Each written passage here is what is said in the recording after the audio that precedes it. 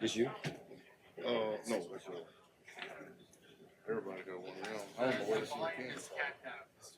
Hey, Brian. Yes, This is Must AI. be discovered. Oh, okay. Okay. Yeah. Okay. I was just wondering if you thought the same. Test. 3, 4. It's every day for me. Every day.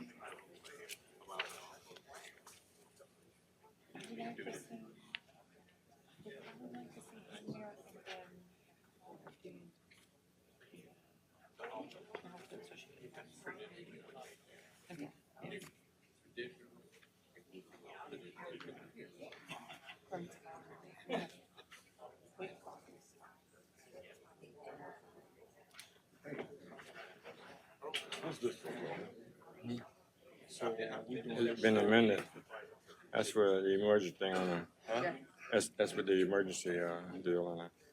No. I'm saying we got one at 6 o'clock. What's the 6 o'clock? Yeah. Tax roll.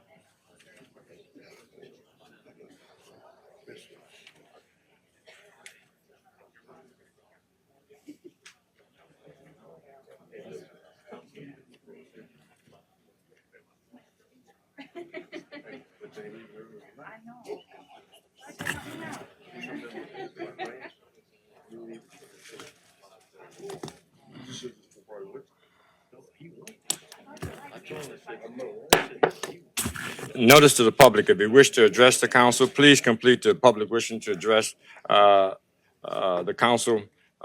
And these forms are located on either end of the counter and should be given to the council chairman or the council clerk prior to the beginning of the meeting. All comments must be addressed to the council as a whole. Addressing individual council members or staff is not allowed. Speakers should be courteous in their choice of words. Actions and comments should be limited to the issues and cannot involve individuals or staff-related matters. So if anyone has a speaker card, choose to fill out their speaker card, this is the time. After that time, you will not be allowed to fill out a speaker card.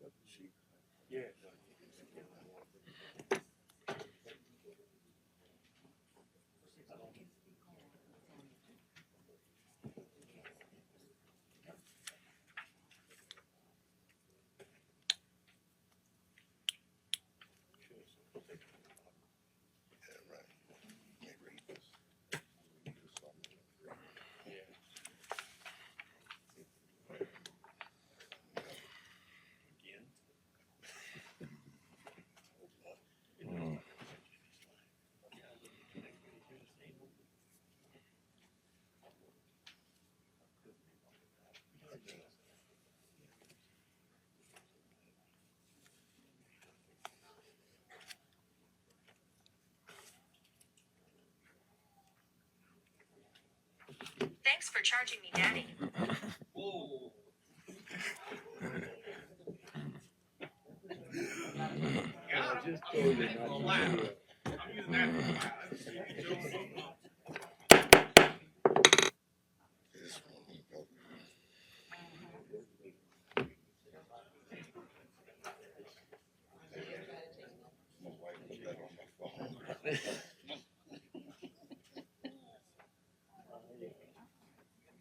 My wife did that, brother.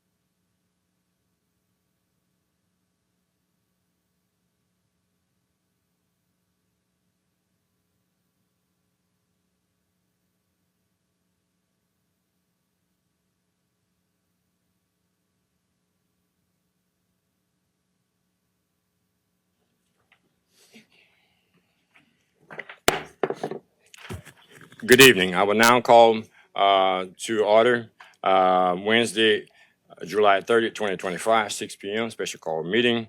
We will have the invocation and pledge of allegiance led by Councilman John Amity.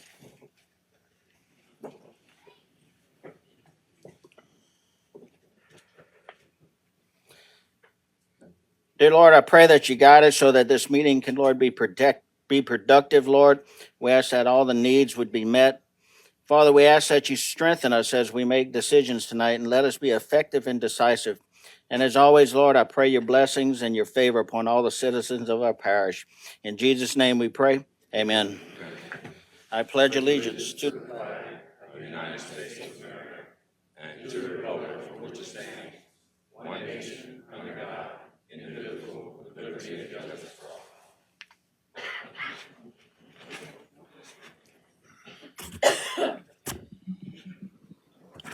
Mr. Hampton, could we have Miss Smith? May we have roll call, please? Yes, sir. Mr. Harding, Here. Mr. Voisin, Mr. Amity, Mr. Champagne, Mr. Hamner, Mr. Babin, Ms. Chauvin, Mr. Trusclair, Mr. Pleasure. Mr. Chairman, you have a quorum present. Thank you, ma'am. Order of business. A public hearing to discuss the ordinance to particularly rescind ordinance 9075 for errors on two millages levied on 2025 tax roll on all properties subject to taxation by Terrebonne Parish consolidated government. First call public. Second call public. Third and final call public. Motion to close by Mr. Babin, second by Mr. Pleasure. Any more discussion? Members vote your machine. Motion to adopt. No, we don't. I'm sorry. I did. It's been hit. Motion passes 8-0. Item B, a public hearing to discuss an ordinance to adopt millage rates for tax year 2025 with no roll forward. First call public. Second call public. Third and final call public. Motion closed by Mr. Babin. Second by Mr. Amity. Any more discussion? Members vote your machine. Motion passes 8-0. Motion adjourned by Mr. Amity. Second by Mr. Babin. Any more discussion? Members vote your machine. Motion passes 8-0. We are adjourned.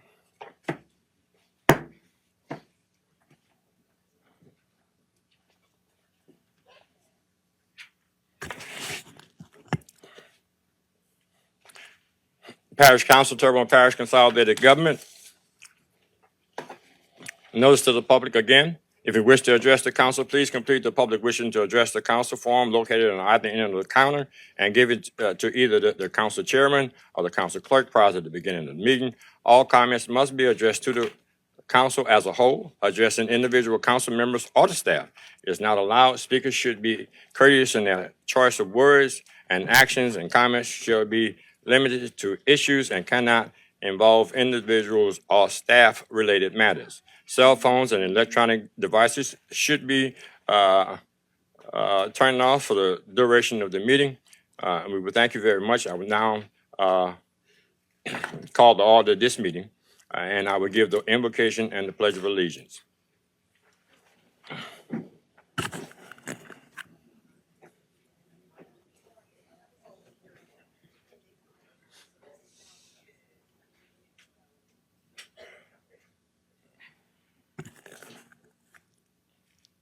Heavenly Father, there comes a time, O God, then we meet a crossroad. Oh God, that's when we called on your Holy Spirit to convict, convince, and be productive within the lives of your people. And because of that, oh God, we recognize your darling son, Jesus. And for you, oh God, let your will be done in this meeting. And whatever is said and done may be done decently in order. in your darling son Jesus' name, amen. I pledge allegiance to the flag of the United States of America and to the republic for which it stands, one nation under God, indivisible, with liberty and justice for all.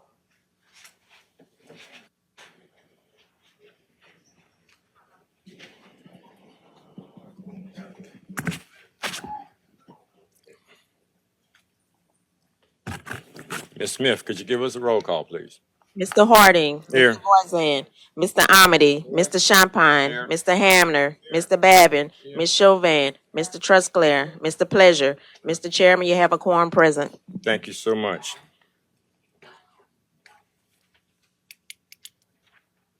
Approved minutes of the regular council session held on June 25th, 2025. Moved by Mr. Babin. Second by Mr. Amity. Any discussion? Members, vote your machine. Motion passes 8-0. We have distributed the minutes of the regular council session held on July 16, 2025. We also distributed minutes of the special session combination hearing on June 15, 2025. Next, we have the approval of the accounts payable bills list for 7/21/25 and 7/28/2025. Moved by Mr. Pleasure, second by Mr. Babin. Any more discussion? Members, vote your machine. Motion passed 8-0. Approved manual checklist, June 2025. Moved by Mr. Babin, Mr. Pleasure, second by Mr. Babin. Any more discussion? Members, vote your machine. Motion passed 8-0. General business 1A.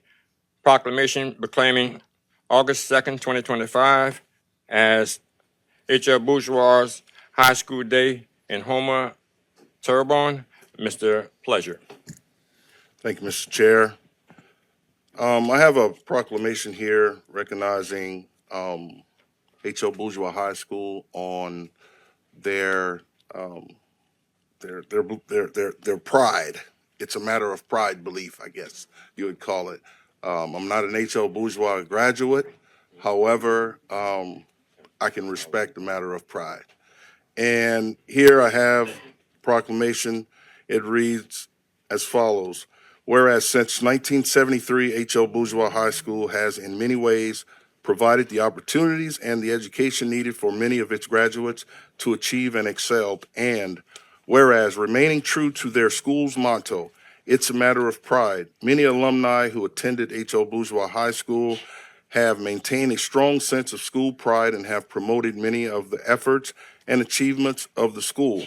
And whereas alumni of H.O. Bourgeois High School wish to reconnect with fellow graduates and celebrate their alma mater. And whereas an inaugural alumni picnic will be held on Saturday, August 12th, 2025 to celebrate H.O. Bourgeois High School's graduates.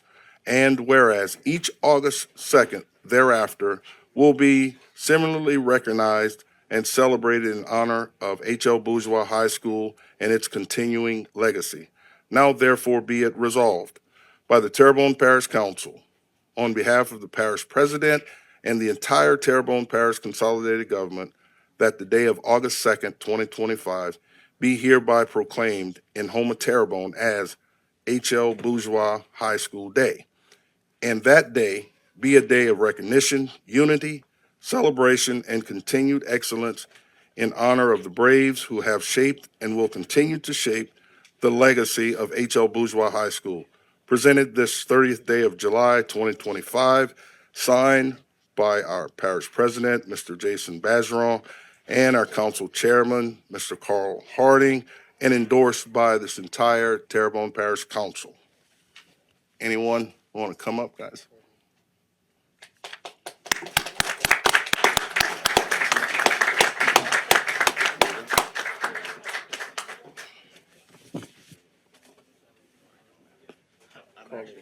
When we get to the 6:30 public hearing, I'm gonna make a motion to take D ahead of A. That's the one for Jerry Lawson. They don't need to be here through all this other stuff. Okay. I wanna You move got D. John to go. John knows he can second you right off the bat. Do it. You hear, Kim? I'm gonna make them, when we get into 6:30 public hearing, the changing of the name of the building for Jerry Lawson is D, way down the line. I'm gonna make a motion to bring it up, to address that one first.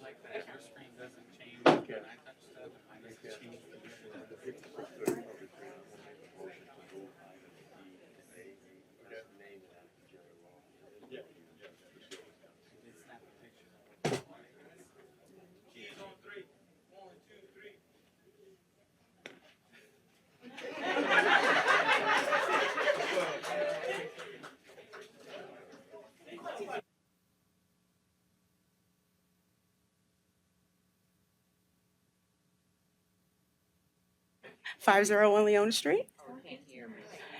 Thank you all for doing this. It really does mean a lot to us. And if you all can, just continue to just celebrate. It's a matter of pride with H.L. Bourgeois High School. So we thank you. Excuse me. Hey, Excuse me, Ms. Catrice? Yeah, and not only that, I was actually busy here. You should state your name and address for the record, please. Fatise Ezel, 401 Leona Street, Houma, Louisiana, 70363. Okay, Mr. Amadine. Thank you, Mr. Chair. So I'm an 81 graduate of H.L. Bourgeois. I live so close to the school right now that I can hear, and, I got to stand up, listen to the announcements, behave myself because I live on Rhett Place right by the school. And I thank you guys for your commitment and doing what you do to recognize the school. It's been, when I was in school, as many of the people in this audience, we didn't have air conditioning. When HL got built, it had air conditioning. And that was the first school I went to. Before that, we'd fight to see who could sit in front of the fan. But it's been a beautiful school that's put out a lot of great names and people that are out in the community doing things everywhere from athletes to scholars. And I just commend the school on all these years of public service to our area. A lot of people look at teachers and they don't see the complete value, but teachers are public servants as well. They give a life to these young ones to steer them in the way that they should go. And I wasn't a terrible kid, but I did get in trouble once or twice and caught the paddle, but that's just kids being kids. But you can see, if you look around, the teachers really have an effect in steering our people. So those schools are necessary. All schools, our public schools as well as our private parochial schools. So again, thank you all for your commitment and doing what you're doing. And I guess I'll be seeing y'all at the picnic. That's right. Let's come on down. I also want to make sure that I recognize we have, yes, you, Miss Kasana Moses back here. She is currently the principal at H.L. Bourgeois High School. Thank you, guys. Thank you. Thank you. Anyone else? Okay.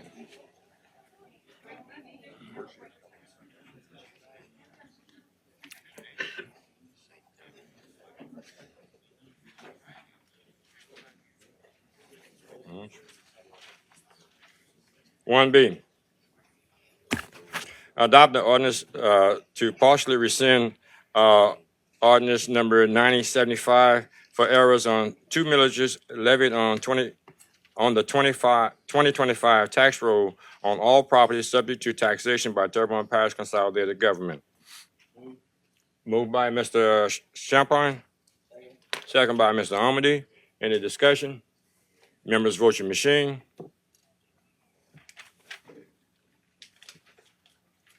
Motion passed 9-0. C, adopted ordinance to adopt millages rate for tax year 2025 with no roll forward provisions. Moved by Mr. Champagne, second by Mr. Amity. Any discussion? Members, vote your machine.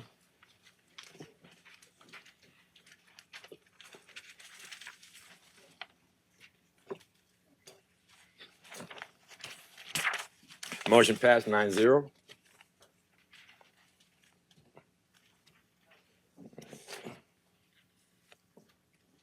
me for a moment. I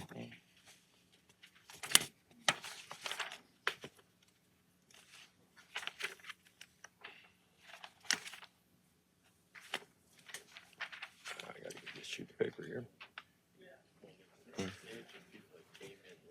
Mhm.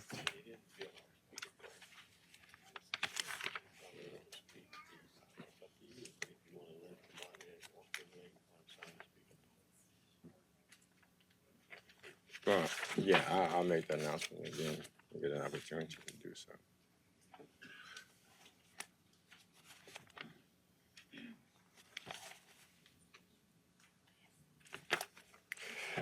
D, pursuant to section 2-98 Parish Code, Parish President Jason Bergeron requests ratification and appointment of Ms. Crystal L. Tipton to serve as Terrebonne Parish Consolidated Government's Human Resource Risk Management Director. And moved by Mr. Babin, second by Mr. Champagne. Any more discussion? Members, vote your machine.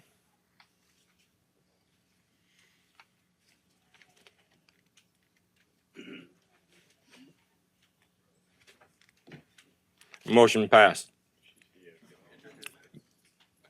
Ms. Pittman?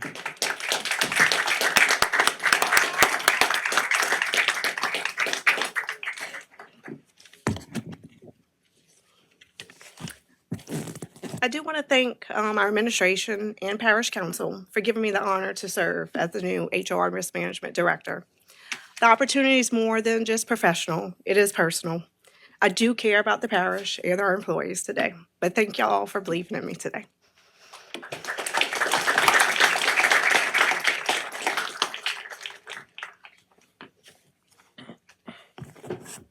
E, emergency ordinance. An emergency ordinance to authorize an emergency appropriation to the operational budget to allocate necessary emergency use funds in order to repair or replace the failing chillers and necessary kitchen equipment in the Terrebonne Parish Criminal Justice Complex. Moved by Mr. First, you got to go to public hearing. Yeah. First call, public. Second call, public. Third and final call, public.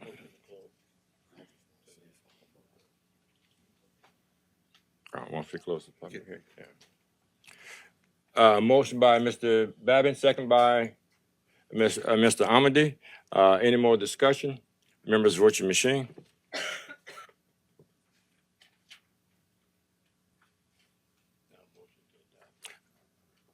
Motion passes 9-0. Yeah. Motion adopted by Mr. Babin, second by Mr. Pleasure. Any discussion? Mr. Pleasure. Thanks, Mr. Chair. I'm sorry. I just, yeah, we're good? Okay. Didn't have much verbiage to this here. I get what we have to do. Do we have an anticipated time that we're gonna have it fixed? One more time. There we go. Do it again. Don't press it. Yeah, so first thing we're pulling the trigger on is getting a rental unit in place to take the next steps. We got to address this immediately. We had some Board of Health issues come in and everything. So first steps, get the chiller rented, and then we'll go come up with the next plan of hopefully we're looking at buying the one we're renting full time. So we're going.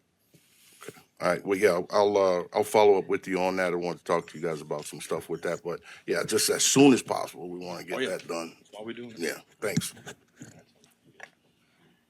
Mr. Leroy. Besides the chiller, we also had some issue with some kitchen equipment that's in there, so that's being worked on currently. I know we have some opportunities to fix what we have in the meantime while we're sourcing some equipment to replace it. So that's in the works too. Any more discussion? Members, vote your machine.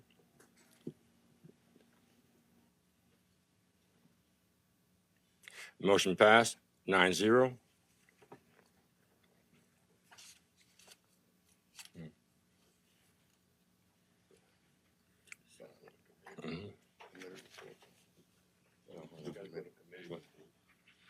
Hold on.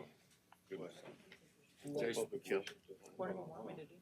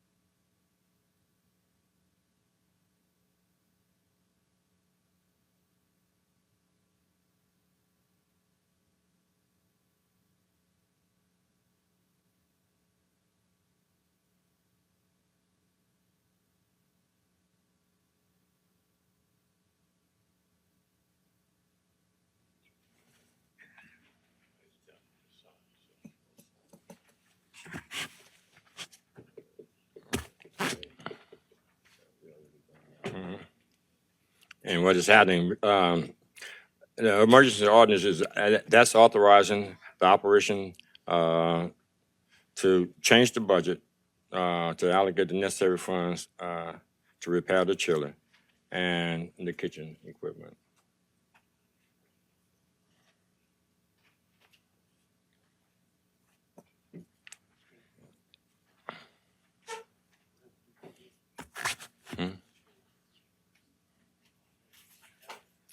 Public wishing to address the council, Mr. Michael Bernard, a Homer resident, wishes to address the council regarding adding excessive weight ordinances, no wake, 5 mile per hour, as for water patrol. State your name and address, sir. 154. My name is Michael Reno. I live at 4154 Country Drive in Berg, Louisiana. I spoke here a couple months ago about the no wake ordinance, trying to get Water Patrol to give tickets. I had said last time that Water Patrol gave out 0 tickets. Well, now I have proof through the DA's office. Ms. Pearl got me the information. They gave out 3 tickets, 1 in 2023 and 2 in 2024. Mr. Steve Trusclair and myself and Ms. Kim have been trying to get Sheriff Tim Saunier and Water Patrol to give out tickets. They will not give tickets. They make every excuse. And I'm trying not to go in the weeds, trust me. I don't know what else to do. But in the meantime, the Water Patrol asked me if they could get excessive wake. Excessive wake means boats that are doing under 5 miles an hour, that are basically not on a plane, but they're doing this down the bayou, creating a 5-foot wake. This is what they asked for. I'm trying not to give them any excuses not to give tickets, but I'm gonna try to make this as short as possible without getting in the weeds, because I've been working on this for about 5 years. And it's really frustrating when Mr. Tim Saunier's Water Patrol will not give out a ticket. We've had boat crashes, people are speeding in the bayous daily, and they still cannot give out 1 ticket. Well, we don't see them. We were down there. They've been noting that they're down there, but they don't see 1 boat since the beginning of the year speeding in any of the bayous when they say they have several hot spots in my area, hot spots in Miss Kim's area, and still no tickets. So what is going on? They want excessive wake. Can y'all please give me excessive wake so that we could cut the excuses out and then finally get something done? Because they say the 5 mile an hour no wake zone is not enforceable. The DA said it was, the parish attorney said it was, and I'm not a public speaker. I don't want to come up here and do this, but I have no recourse because they're in front of my property every day, big boats with big engines, and a lot of people are from out of town. We need more signage by the water control structures because they have none, and on most water control structures. They don't have any. They're supposed to be 500 to 1,000 feet, depending on whichever one. And I'm sure once Jason knows it, that'll be taken care of. Anything I've asked these guys to do, they've done. But here's the situation. If Mr. Tim Saunier does not just get under control, I'm going to produce a recall and we're going to get him out because this is unacceptable. Somebody's going to die. We've had boat crashes already. Is one life worth it? You know? I mean, we got to do something. You know, as uncomfortable as this for me is right now, I'm still here and I'm still doing it. Well, I'm putting Tim Saunier on notice that if he doesn't take care of Excuse this. me, sir. Stick to the subject. Leave the names out. Oh, I thought it was just you all I couldn't talk about, but okay. But the truth is, something needs to be done. And most of you have called him about this, and still nothing have gotten done. Well, he's on notice now because I'm done. So, and I'm going to let the public know, if you see anyone speeding in a no-wake zone, please call in and let them know. And you can't get statistics. I called up to try to get this no-wake information, and he will not provide it, or he does not have it, or they can't get it out of a computer. Now I'm wondering if he cannot take care of a no-wake situation where you can see him going down the bayou, you can pull him over and give him a ticket. What else is he not doing? Is he not doing stop signs? Is he not doing speedings? I brought this subject up, and everybody says, yeah, they got people speeding through my subdivision all the time. They got people stopping a football field away from his house. They got a stop sign right there. The lady's called 100 times, and it's a football field away from his house, and he still can't enforce the stop sign. Your time has expired, sir. Thank you so much. I don't know what else to do. Please help me.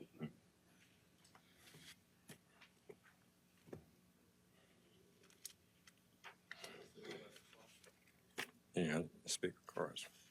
Motion to go to 6:30 public hearing. Yeah, you might as well take 2 speaker cards. I have 2 speaker cards here. We have several speaker cards, and actually, I think 2 speaker cards. One is in reference to drainage, and the other one is in reference to RV.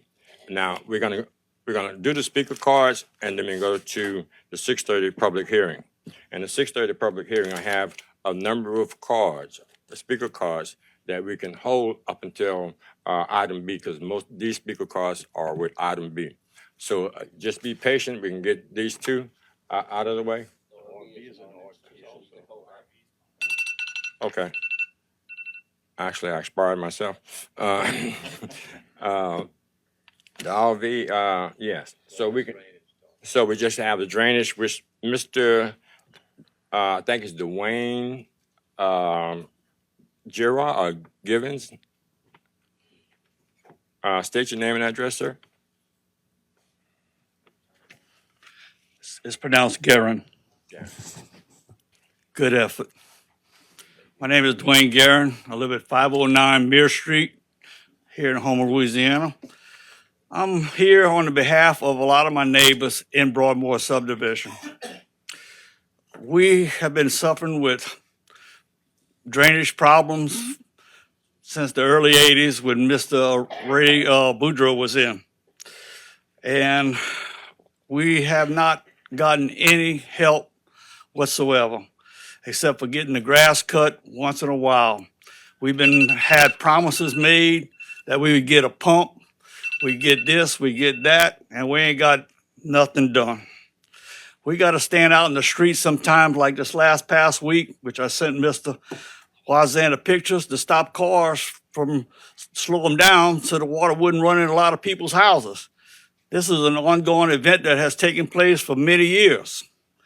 These people have been paying taxes since 1957, and they're getting treated like a red-headed stepchild. I'm here to complain to the council. What do we have to do to get this problem connected? Finish. We can get up. They came on the Collins Street ditch, is one of the main ditches that we have, and put down this little granite rock alongside the road. Guess where the rock's at now? It's in the ditch. I don't know what scientists figured that one out, but made the situation worse. So I'm just here for my neighbors and myself to find out if anything can be done. What do we have to do? We're tired of it. These people are getting old. We had a man out there yesterday, a week or so ago, 90 years old. A man 90 years old shouldn't be out in the street trying to protect his house. You agree? That's my first one. Second, I turned over to Mr. Wazan not long after he was elected what the drainage situation was. And nothing's been done since then. I've talked to him about it. I don't know exactly what he's accomplished, but we haven't seen nothing done. So I'd appreciate any effort, anything put forward that would definitely help us. We need it. We need it bad. Second, I'm looking at this ordinance for this Finding the Roots Museum. Excuse me, sir, only what you actually came up to speak in reference to. I didn't understand you, sir. You can come back after it if you had that on there, but your subject you're speaking on is in reference to drainage. Okay. Well, wrapping it up, I appreciate this time, and I appreciate. Thank you.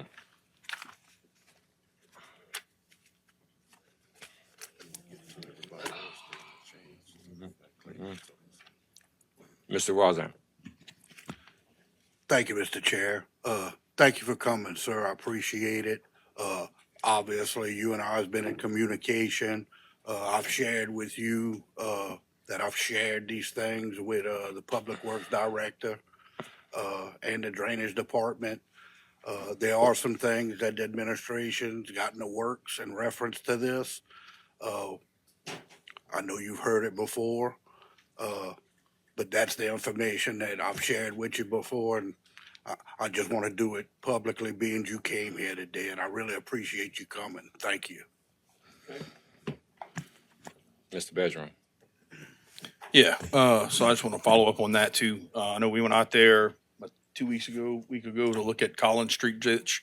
We're gonna be redoing that ditch with the riprap that we did. We're gonna do something different with that. And we are working to get the pump installed in that area. So these are all things that are on our list and we are definitely working on. Fortunately, I've learned through this process, nothing happens soon enough, but we are definitely working on it. It's the next item. Yes, the 6:30 public hearing. Mr. Babin. Yeah, I'd like to make a motion that we move item D and take it first under public hearing.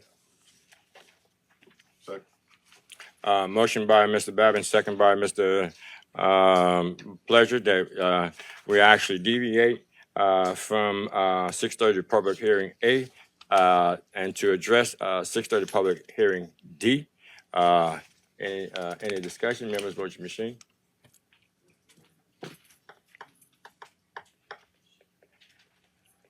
Motion passes 9-0.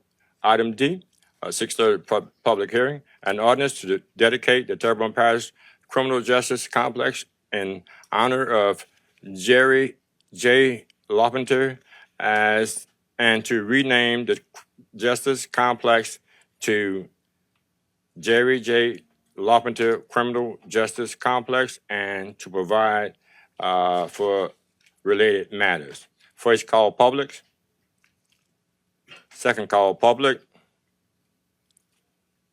Third and final call public. Motion to close, Mr. Babin. Second, Ms. Chauvin. Any discussion, members, vote your machine. Motion passes. Motion to adopt. Unanimous second. Motion by Mr. Babin asking for a unanimous second. All in favor, vote your machine. It passes. Anyone from, I would ask if anyone.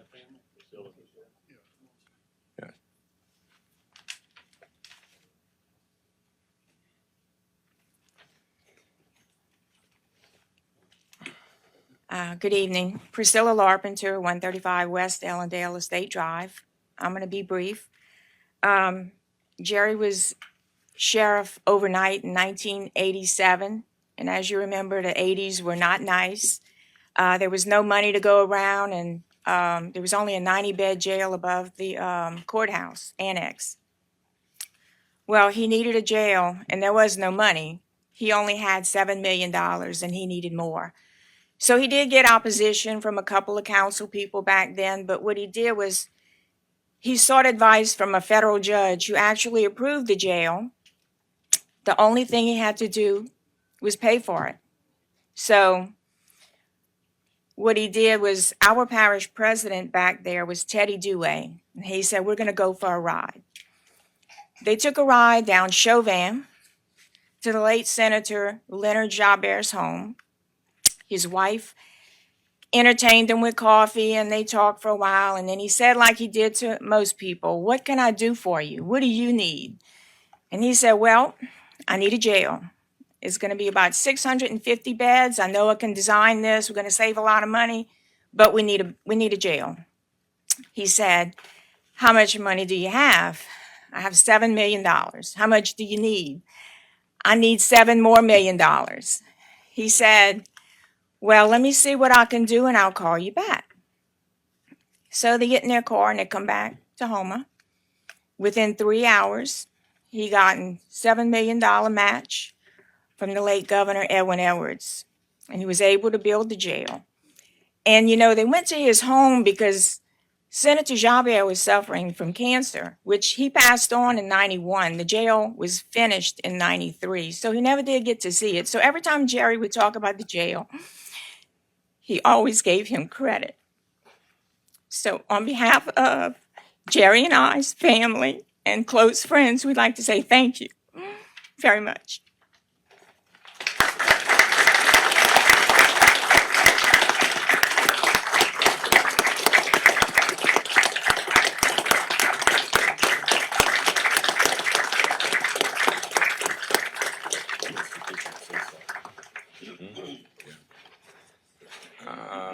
Mr. Amity. Thank you, Mr. Chair. And, you know, Ms. Priscilla alluded to it, and I always say it's because of Jerry's creative thinking and sharpness on his feet that he got things done. He always carried a good budget for the department to get things done. How he pulled money out the hat, I don't know. He just had that way about him, and it's only right that we name this place after him, because without him, we wouldn't have it. So it's a testament to the man and what he did for this community. And, you know, we grew up nearby. He was older than I was. He knew my sister and my brothers. But, you know, it was just a pleasure having known him. And, you know, even when I was acting up, he would always set me straight. So, but, you know, for the family, you know, it's an exciting day to know that his legacy lives on. So thank you all for sharing him with us. And we look forward to being able to drive past and see his name up there and remember all the wonderful things he did for our community. So thank you. Mr. Trusclair? Yes, thank you, Mr. Chair. Priscilla, it's an honor, and family, not just Priscilla, but the whole family. I'm proud to be able to say that I'm part of this council that put this this proclamation, this ordinance in place to honor Jerry. You know, because Jerry and I were friends. We rode motorcycles together. We did a lot of things, and Jerry was a great guy. It's kind of ironic Jerry's getting a new air conditioning, kitchen equipment on the same agenda. But congratulations, and look, if anything you guys need from the council, I'm sure any one of us up here will be glad, and administration, anybody be glad to help you out. Thank you. Mr. Pleasure. Thanks, Mr. Chair. I was going to echo those sentiments of Mr. Trosclair. I was able to visit the jail as soon as today, and one thing I want to do is recognize the warden that's here too as well, and she takes a lot of pride. She takes a lot of pride in that facility, and now that Mr. Jerry's his name is going to be there. To be remembered by, I think she's going to take good care of that place too as well. And Many blessings to you and your family, Ms. Priscilla. Thank you. Mr. Babbitt.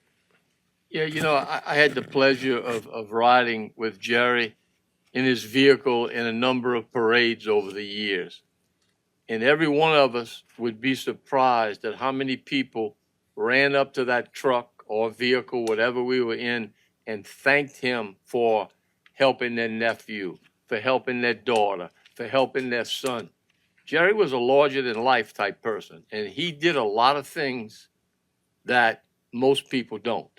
And for that, I appreciate him, and I'm also going to miss playing cards with him once a month, okay? But in any event, Priscilla and the family, thank you all, as John said, for sharing him with us. Mr. Babbitt. Mr. Bergeron. Yes, sir. I hate to be the one that's doing this, but also glad I have the opportunity to do it. When I heard of Jerry's passing, it was the first thing that popped in my head as a no-brainer of something that we needed to do to honor him again. Like Danny said, larger than life. I kind of wondered because maybe we were taking too much of his money and Bourré in do large on Mondays. I got to spend some Monday nights with him over the last year and a half for sure. But just thank you to the family, everything that, to honor him, everything he's done. Thank you to the law enforcement officers that work in the jail and serve the community every day. And, I know we've had some bumps in the road with that jail. We're going to get them resolved. But, kind of a little good representation of Jerry, right? A little rough around the edges, but still gets the job done, right? But we appreciate the work he's done for our parish to get us where we are. So many firsts. Just go down the line with DARE, with Water Patrol, just so many firsts that have been developed. And again, just remembering him as the larger-than-life sheriff as long as I can remember. So am honored that able to name the jail in his honor and have his legacy live for a long time.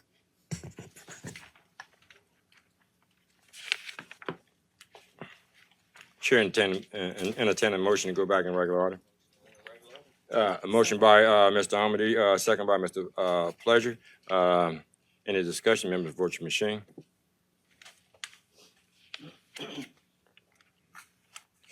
Motion passed 9-0.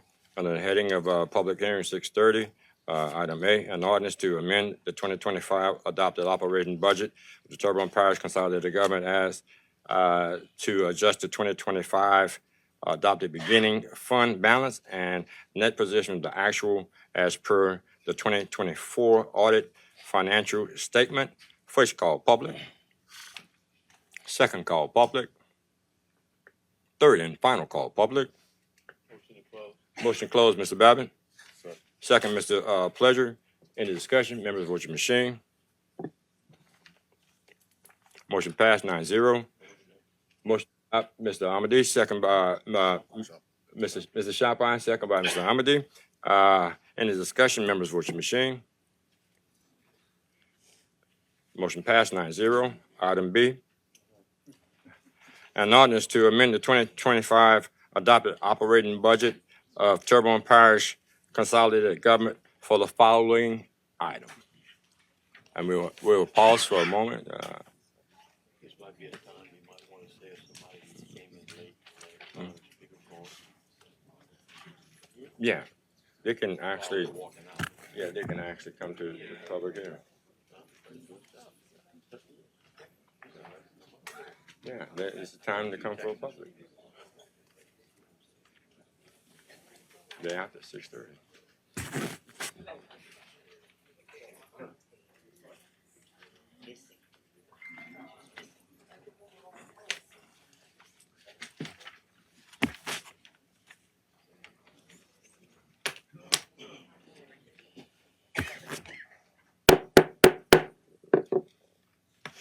I will make this announcement again. Notice to the public, if you wish to address the council, please complete the public wishing to address the council form located at either end of the counter, which should have been done prior to the meeting. Either the chairman of the council that's prior to the meeting has an opportunity to have the speaker cards. And you have to be respectful when you come up to the mic. We need you to speak, say your name and your address when you come here. I already have the speaker cards in my possession. If you wish, at this time, as we end the public hearing, and the public hearing is being heard, you can come to the mic. Mhm. You're on. I'm on now.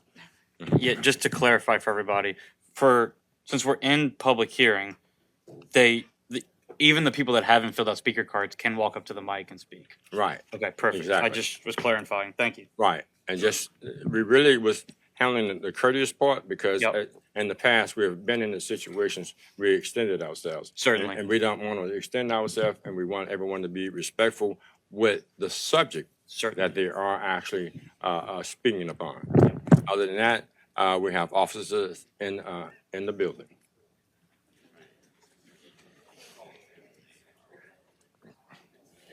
So item B.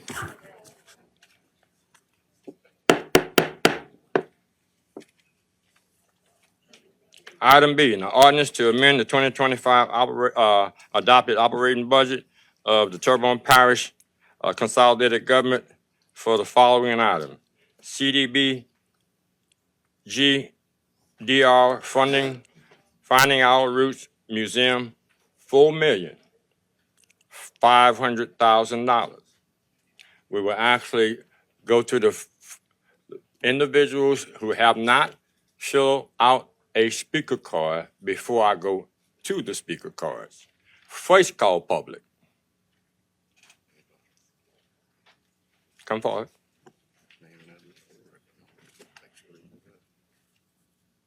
Went out, but I was too late. Yes, ma'am. State your name and address. My name is Teresa Bouquet. I live at 306 Pecan Street. I just have a couple questions about the Finding the Roots Museum. I wrote them on my phone so I can just read them. I don't have anything against the museum.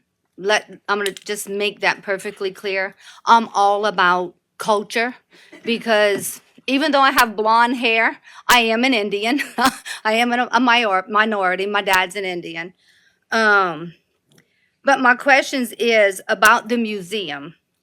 Does Miss, and please correct me if I say her name wrong, Miss Scobie, is that how to say it? Does Miss Scobie have a legit business plan that would be acceptable if asking for a $4.5 million loan with the bank? Years ago, I went to the bank to make an SBA loan, not a big loan, but for a business, and I had to do a business plan. So I'm just wondering if there is a business plan that has to be.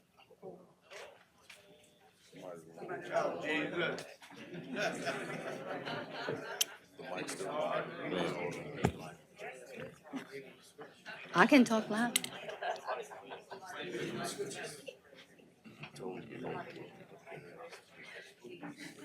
Continue. Another question is this truly a good location? Have we considered parking? Do the parking lots that are adjacent to the building, do they belong to Morton Falls or will they go? Now the question is, does she have the artifacts to fill such a large building? If not, who will pay for the artifacts? Will the parish pay for it? Have we researched how much money other museums in our area, in our parish bring, money-wise in? Would it be enough to sustain this building? In Finding Our Roots, is Finding Our Roots brought in a similar amount? These are just my questions. Will it be a business that can sustain itself, or are we gonna have to be concerned? Is this museum gonna have to keep coming back to the parish for money? Will this museum be able to pay this $4.5 million back if needed?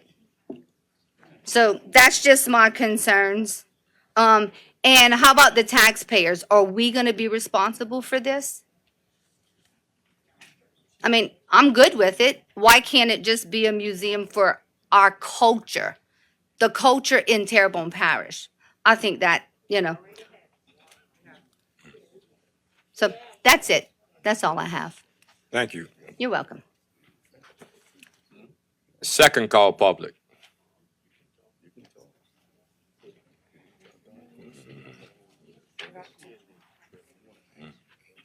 How you doing, ma'am? My name is Clarence Burdan. I'm also Indian. So, from Address down too, the right. address too, sir. 6221 Eastover Drive, New Orleans, Louisiana. And I think, like I say, I commend Miss Margie, man. She actually enlightened me and brought history. I think it's beyond. I don't think you can put a price on what she bring into the culture and the knowledge that she gave a lot of people. Maybe I'm talking about myself. I mean, she have had me in Ashland Plantation over there in the woods where we found cemeteries that people thought wasn't there. I think, like you say, man, and especially when you're dealing with a grant, you don't have to pay that back. But with her, she's a businesswoman. I mean, and anytime you can call any time of the night and ask her, I'm I mean, I get choked up, man, because I wasn't taught a lot of my history down the bayou. And anything that I needed to know in the last 15 to 20 years, Margie had put it together for me to tell my kids, and where I came from and the history of my culture. So, like you say, man, it's just something, it's needed, because in school, we don't talk about Black history. We only have one day of that, and Black history goes beyond, I had a dream, Martin Luther King. He's not from down here. You know what I'm saying? And she brings that to the community, African American community. And like I say, man, if I have to get out there and hustle and raise money for it need to be done. And I think the location, you can't ask for a better location that she picked. So again, man, I'm in for it, and anything that I can do for you, Margie, to make that happen through the NFL, our NFLPA. I see a bunch of my frat brothers in here, also Omega Psi Phi fraternity. See y'all in here. Like you say, man, I'm speaking on that, and I want to just thank her, for acknowledging and giving wisdom and knowledge to my family. So again, wish her well. Thank you.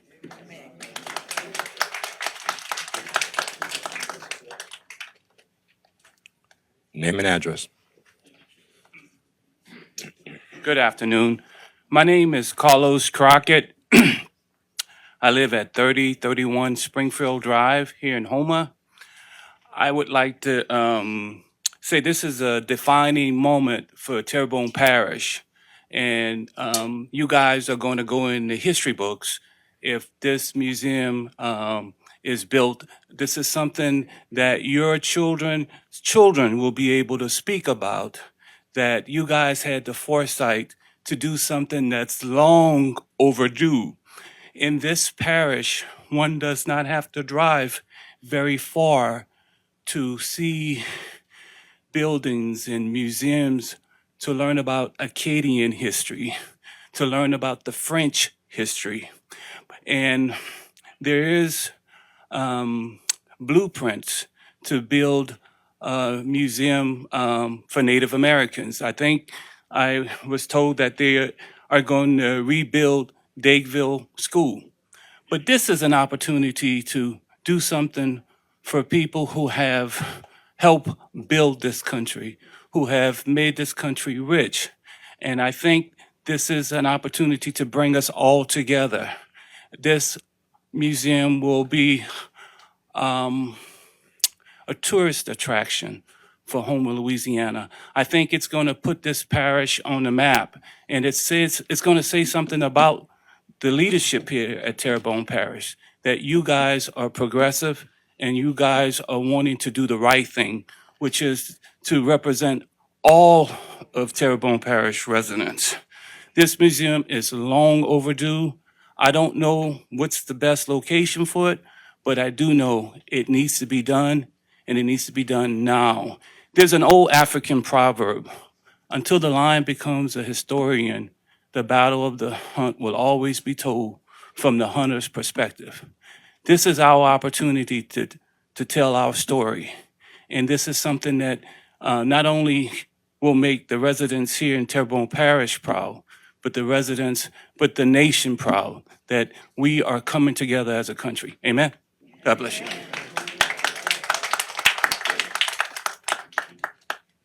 Name and address. Hi, Sandra Corbett, 243 Inglewood Way. I am the president CEO for Explore Homa. And I just want to just talk to you guys about the work that I've done with Miss Margie in the past for over many, many years for tourism and what she has done for this parish. Visitors come to this parish not only for the swamp tours and the regular tours, but they come for our culture and our heritage and our history. And we have a story that needs to be told here in Terrebonne Parish, whether it's the finding of the roots, the United Home Nation. By the way, I am Indian also.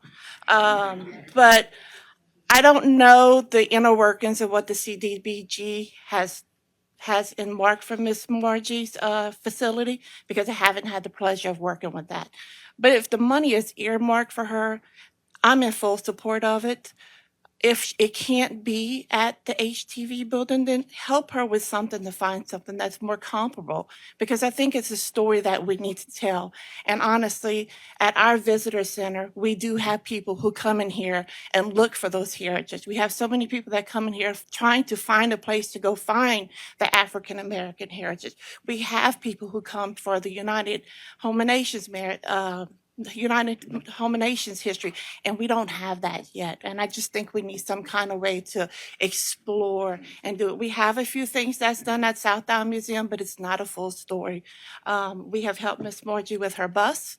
We have helped Miss Margie with her tour bus. We have helped her with plenty of opportunities to showcase what she has to offer.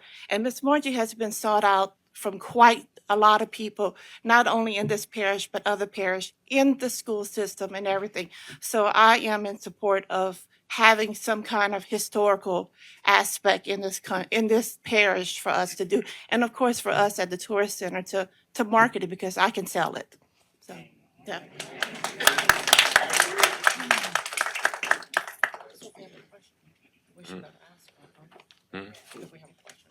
Hi, Cherry One More. Y'all know I live at, I'm gonna say it again, 207 Audemars Street. I think one of the biggest concerns that people are having is I don't think people understand what the grant money was for. I think the article, I like Colin, but I do not think the article was well written in regard to the explanation of the grant funding. That funding has been an area of resolve for 3 years. We have had several town halls. I don't know if the people are here or aware of that in regard to what the money was for, how it could be allocated. One of the major components of the reason why we got that money was race, minority districts. It was to build resilience in minority communities and also low to moderate social economics. That was one of the dynamics in the criteria for the funding.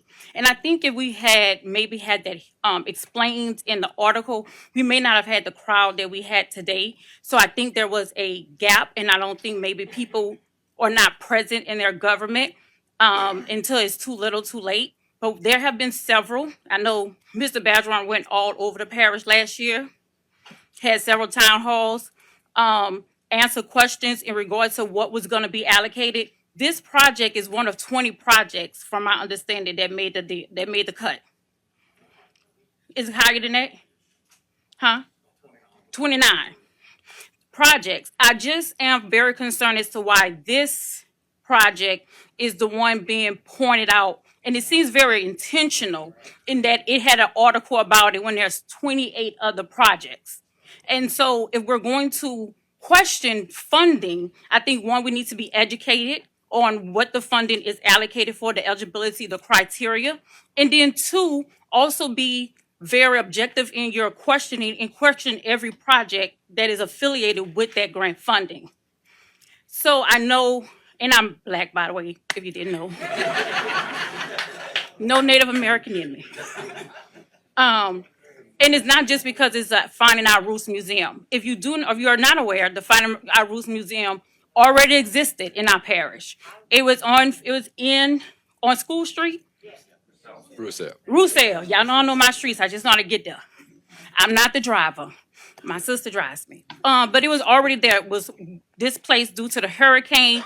And so that funding was put build resilience. And for us to know our history, there is a lot of talk about our community. That talk does not always include us. And so it's a way for our heritage, our history, our culture, our contributions, not just to Terrebonne Parish, to this region and to this state to be heard. And so I do think that my concern was how the criteria for this grant funding may not have been informed to most people or misinformed in the news article, just not being very clear in how those projects came about. And so that's what I came to say. So I do believe before we question things, we need to educate ourselves fully before we question them. And y'all know I came for questioning many times before. Thank you.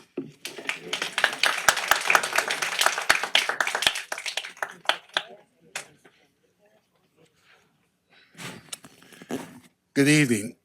My name is Frank Kidd III. I live at 14365 Park Miller Drive in Prairieville, Louisiana. My parents were in the museum. My parents served this community for over 50 years. Every time I come to Houma, someone tells me a story about what my dad did for them at H.L. Bourgeois. Or people tell me how my mom's ruler at Southdown kept them out of jail. Or my dad's board of education kept them out of jail. I'll never forget at my father's funeral, there was a white guy who came in, he was in full motorcycle gear. And he walked up and just looked at my father and did the Hail Mary and walked out. Didn't say a word to anybody. But I knew that my dad. We started out with some simple things, and we have remained friends. I just want to say that I was impressed at the beginning of your meeting to have prayer, to see on the wall, "In God we trust." I know Margie trusts God, and that she works hard to do what she feels led to do. And I'm not Black, I'm not Indian, and I don't care. I am so tired of that. Please. I take my children there, my grandchildren. I would deal with Margie, and we have helped in our church, not because she's Black, not because we feel we need to, but because we should love each other. Thank you.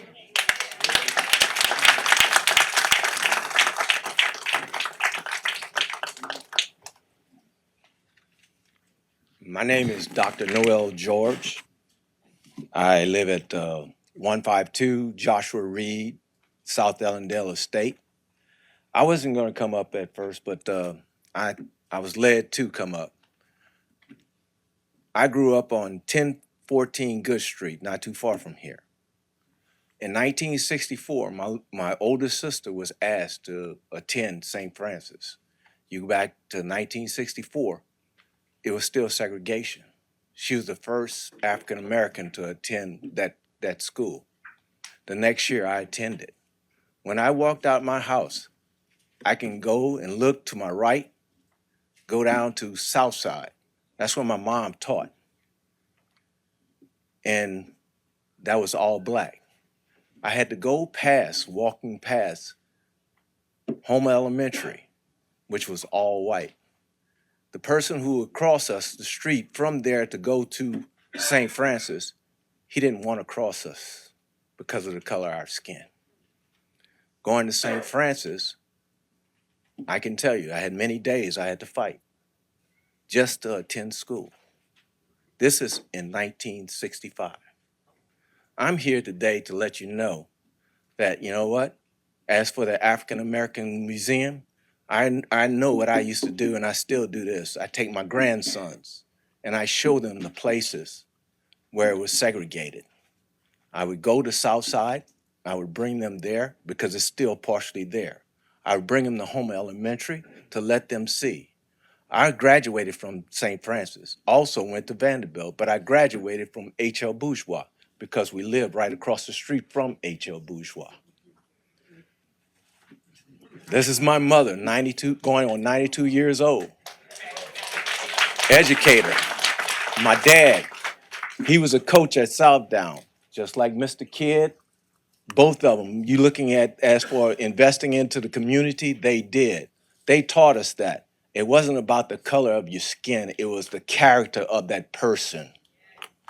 So as for the museum, I would share this with you. My kids, not just as for Vanderbilt, not just for St. Francis, not just for Southdown, not just for all those. I showed them places around Houma that were segregated because you walk down as for Main Street, the Bijou, we had to go sit upstairs. I remember that. Going to Woolworths, we couldn't go in Woolworths. I remember those days. I lived those days. And it is, you know what, that is Homa's history.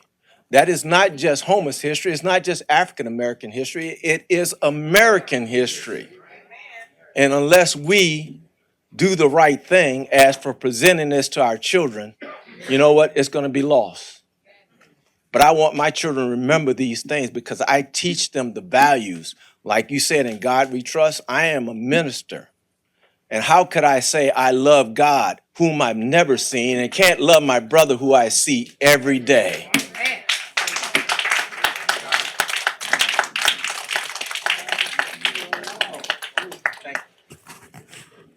Second call, public.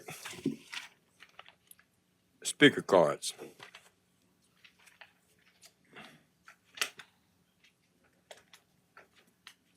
Are you without a speaker card? Okay. Without the speaker card? Okay.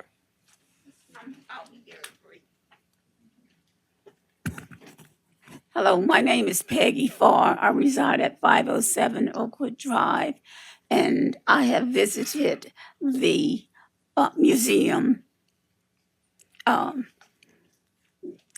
prior to Ida's destruction, and it was such a warm, comforting, emotional experience, and I was just overwhelmed. And the thing that happened to me was, hey, I thought about some other things and some other people that could be in there that we could contribute. As a child, my sister was ill. She stayed ill a lot. She had a disease where she would just faint at any moment. You know, we could be doing anything and she would just faint. And we were privileged enough. I lived on Louise Street, and there was a Dr. Ross also on Louise Street and Cemetery Street. And we could call, and he came and he visited us. He made house calls.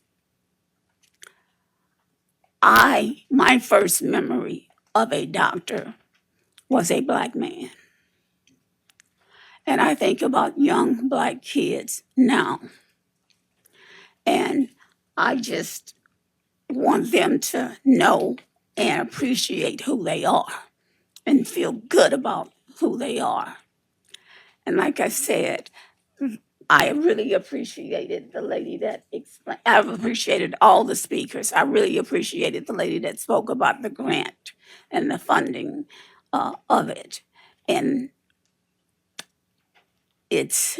I'm happy to be here, and I am really in support of funding for the museum. Thank you.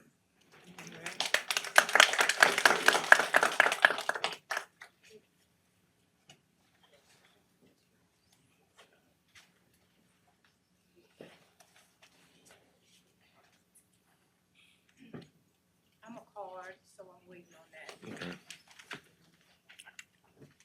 We will now go to the speaker cards. Non-card. A non-card?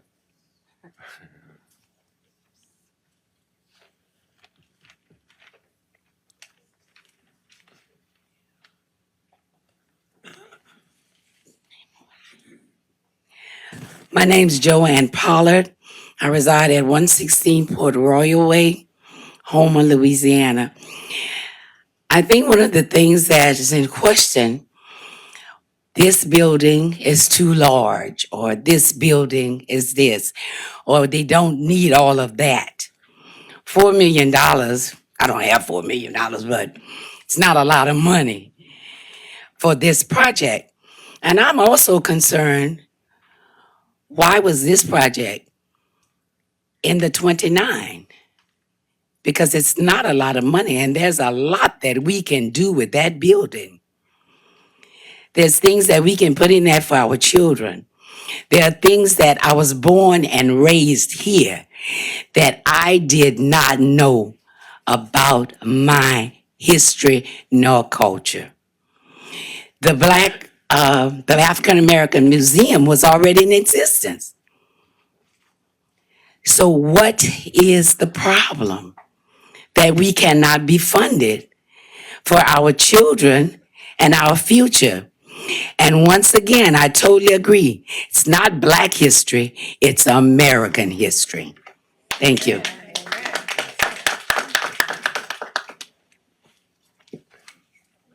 Let me openly ask this.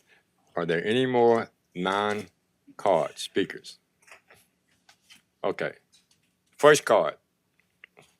Miss Connie Bird, 593, 5953, Alma Street, CDB, DR,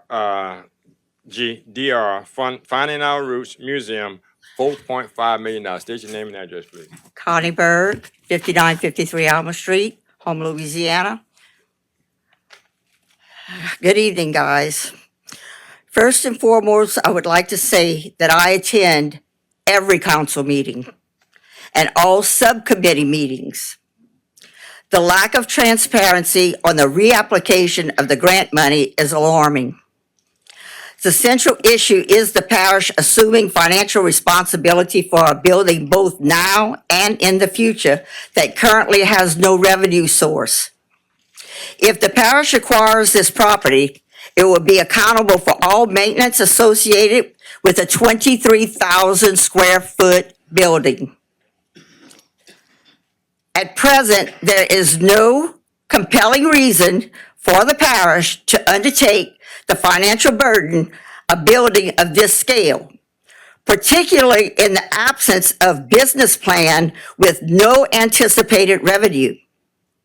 It is important to question why taxpayers should be expected to support this project, especially when other more promising initiatives in Terrebonne Parish deserve attention. It is important to emphasize that we are not discarding the $4.5 million. Instead, these funds will be returned to the original fund and may be reapplied to the future, just as with previously denied $7 million. The funds can be reallocated to existing projects that already are approved on the list. Ms. Scobie will still retain her $1 million to secure her museum and appropriate property for her museum, which is the community looks forward to supporting. There are alternative buildings that are available that can meet the necessary criteria for this museum. And we welcome such an addition to our downtown area. In closing, I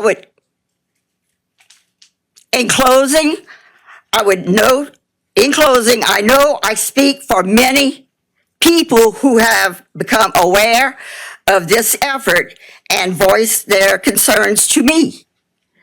There are way too many unanswered questions and serious lack of information on even the most basic aspects.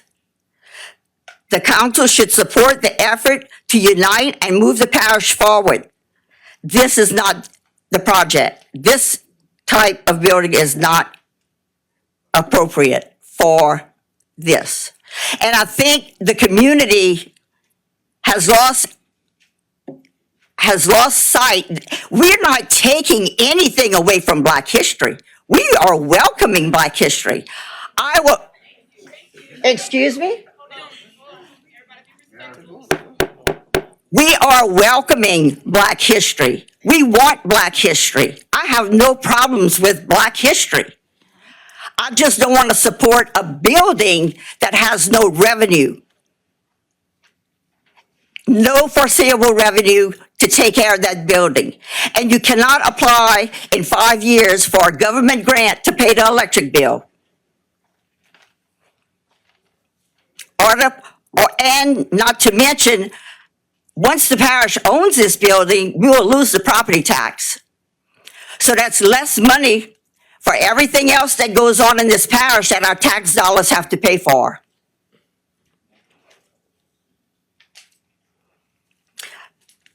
Good night.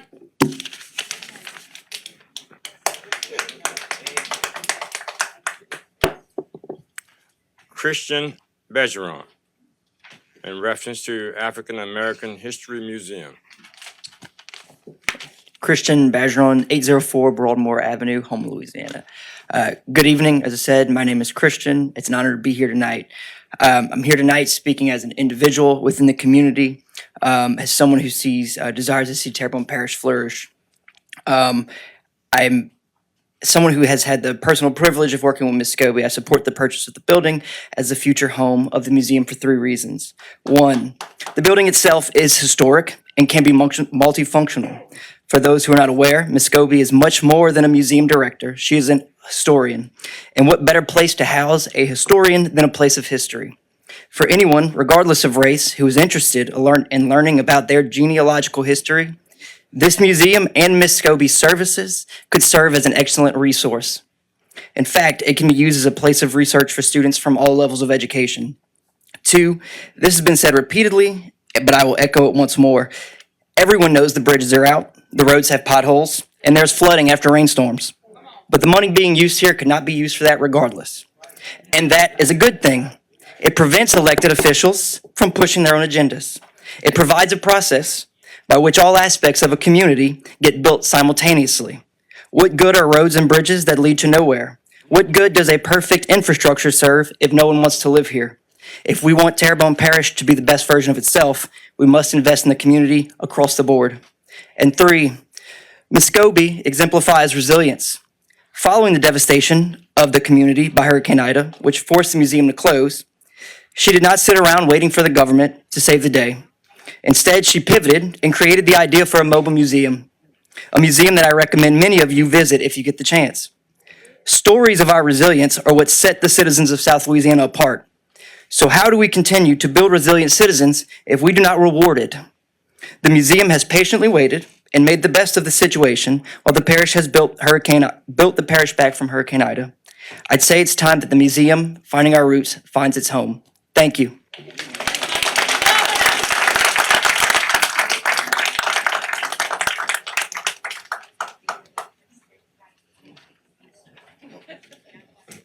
Trenda Pratt, in reference to African American Museum. Good evening. It's Tanda Pratt Caldwell. And what I came and I want to know. Name and address, please. Oh, 9490 East Park Avenue, Houma, Louisiana. The lady came up and what she opposed was that why should the parish council take up on this responsibility? And that is also my question. This is a nonprofit organization. The grant money is there. And from what I know is that if you have an organization that has failed, then you get people to come in and handle your finances. You get them to come in and manage you because you're unable to. I want to know, where has Finding Our Roots board members, where has the organization failed to the point where the parish has to handle all of the funds and own the building? Why can't Finding Our Roots be Finding Our Roots? Why does the parish have to own it? Why cannot it stand as its own entity for Finding Our Roots and carry the responsibility of managing the funds properly and allocating them towards everything? And that is my question to you. Thank you.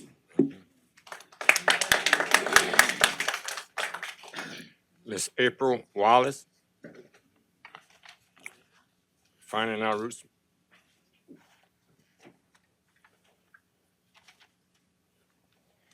Name and address, please. My name is April Wallace. Okay. 502 Ashlong, Houma, Louisiana, 70363. I really want to touch on a few things about this here because we're talking about history. We're talking about Black history. My dad, Abraham Lincoln Bud Wallace, okay, he was a janitor for Southdown for 35 years. Some of you may have went to Southdown, you know, but that was my dad. And yes, I would like his name to be posted in there.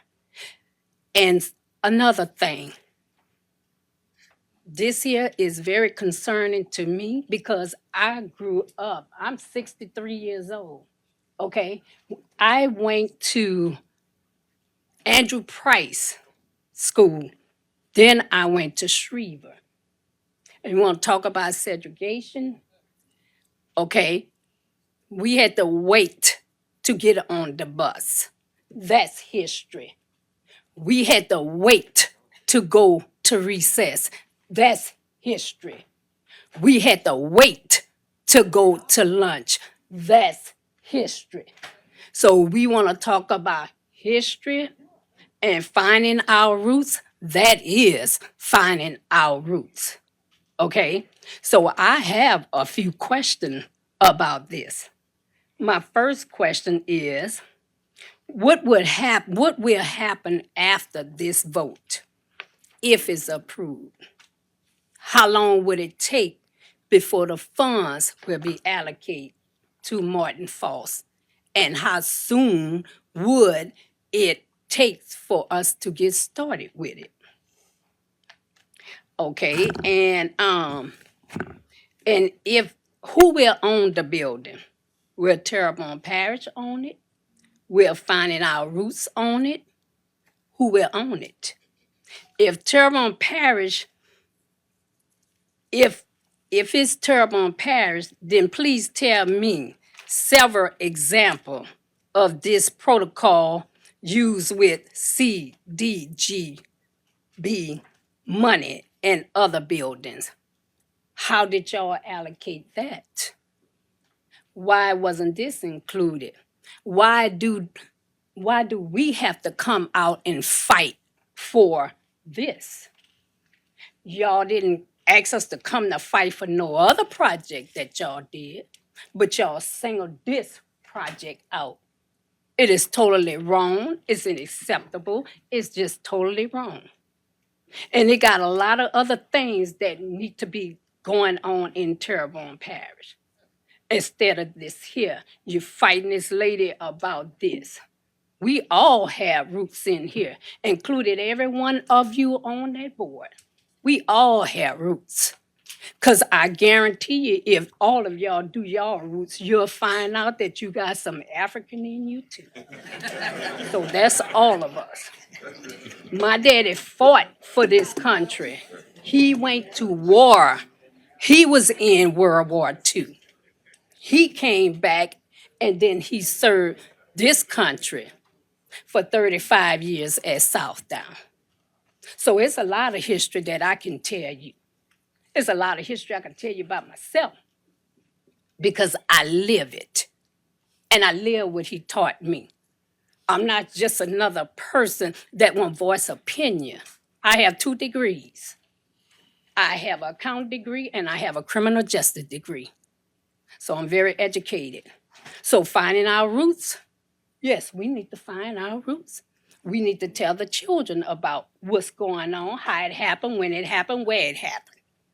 We need to tell them. So, and when I'm up here fighting, I'm fighting for everybody. I'm not just fighting for me. I'm not just fighting for the African American. I'm fighting for everybody. Everybody in here, I'm fighting for. So I hope everything will turn out how it's supposed to be. I hope everybody will get involved in this project. She talking about how we gonna fund it. Y'all help the veterans. Y'all help swamp tour. It got toured. You could go on the bus. It got many ways that we would help Margie. You think we gonna throw her out here and have her out there by herself? We will not do that. We will stand. We will stand for her, and I'll stand for anybody up in here. I don't care what color they are. Right is right and wrong is wrong. So let's do it the right way. Because always remember this, and I'll go to sit down. The Bible says you reap what you sow. So if you want to reap good, sow good. If you want to reap evil, do evil. God say he'll follow you till the fourth generation. Thank you.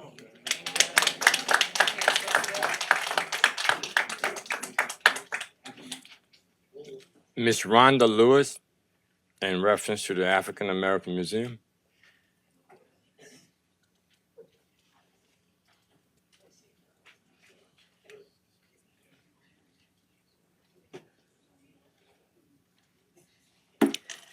My name is Rhonda Lewis, 100 Winfield Boulevard, Houma, Louisiana.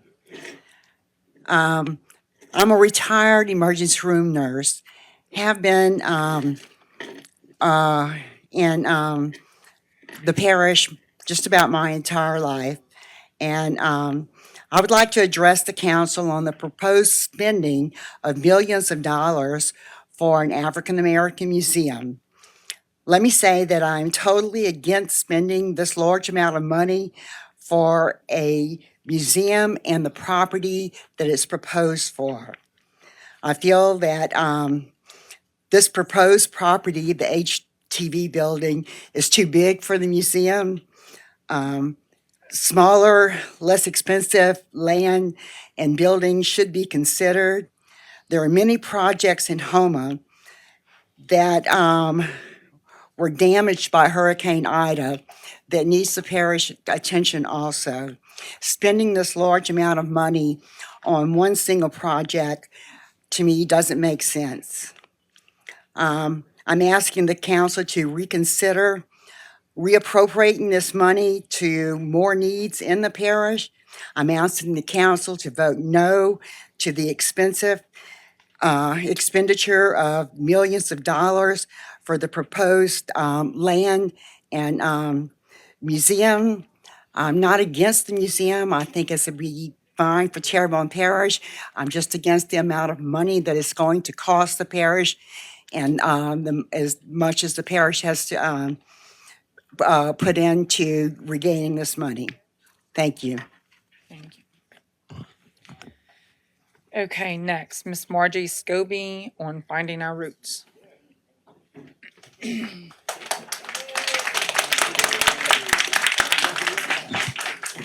evening. Can y'all hear me? Good evening. I'm Margie Scobie, 109 Bisland Street, Houma, Louisiana. And I have to say this because it's part of me. Mimi Nisiote Ya Dai Babazantu. I am the voice of my ancestors. With that being said, I've been called here, clearly y'all know all of this, because we had to come before you guys on the grounds of Finding Our Roots could not be accepted, I guess, against for the public or the council. We had to come before the public because of $4.5 million. Now, clearly, I read some of these projects, and one of them, for instance, someone mentioned to me about a small building on Main Street, a small house.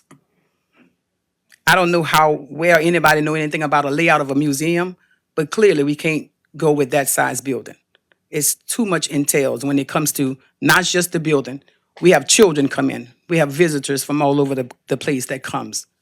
And one of the things was we were asked to try to accept that small house. But I did read there was several projects. One being the building across the street from the courthouse is called the Post Office Club. That building initially was written for a children's museum at the cost of $7 million. We only asked, we asked for 3 million. The parish president promised us that he would get us additional monies, and he did, which came up to 4.5 million. Now, clearly, I've seen other projects that's taking place in this parish, and is way beyond the price of $4.5 million. So I don't know what's the problem with us being recognized here in this parish, because we built this parish. And I don't want to get too deep into the history, because I don't want everybody to start shouting. But clearly, I know my history. I know my roots. I know where I came from. And I know where I'm going. And I'm hoping and praying that this parish can move forward. Because clearly, you know that we all believe in God. And we all are here by God's grace. God's amazing grace. So with that being said, I hope you guys think about us and know that we deserve it. Because I have worked not just for this parish.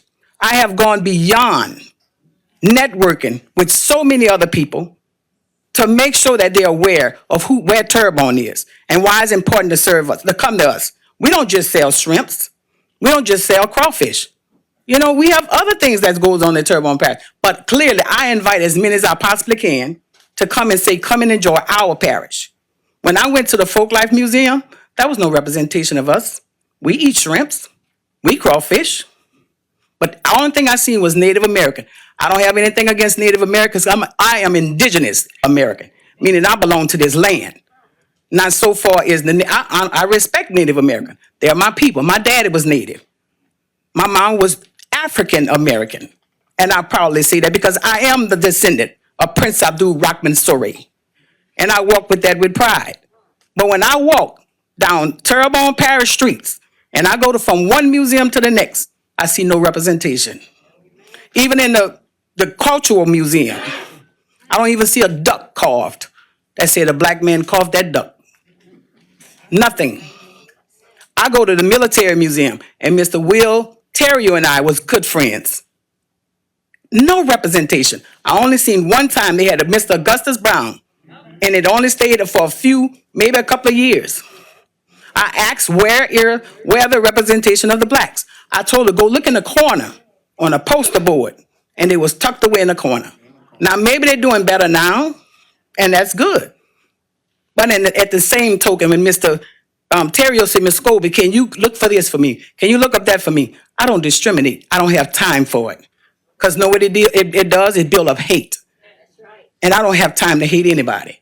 Because if I am set aside to do what God asks that we all must do, I can't afford to hate you.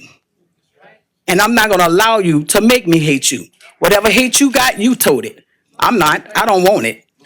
And another thing, when I walk around Terrebonne Parish, I see no representation. That courthouse that you see stand, that's the Ford Courthouse built in Terrebonne Parish. But little do you know, that second one was built by African Americans. But that's been erased. That's been erased. Those trees that's in that courthouse square, true enough, Senac donated them. But I can tell you, Mr. Kazabak buried them and took care of them to make sure that they flourish.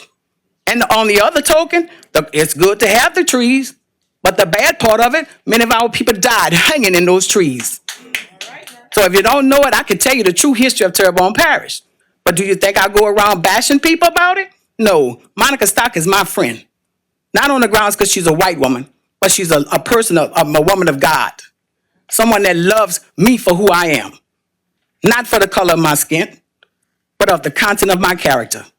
And the only thing I ask for you guys to do here today is be fair and vote us in as to having whatever monies you think we deserve to get a building. And that's all I'm saying. And another thing, the streets. All these streets, you got paved to gold with everybody's name but ours. And you think we don't see that? We see it. We got Southdown Museum, a constant reminder. You got Residence Plantation, a constant reminder. And you name it, one after the other. And they had some that said they was going to come and speak, but that's okay. Because the one thing I know is I'm going to stand strong in what I believe in. And what I believe today, that you guys need to find it within your heart to see what it takes for this parish to move forward. and in the thoughts of my parish president, let's move Terrebonne forward. Thank you.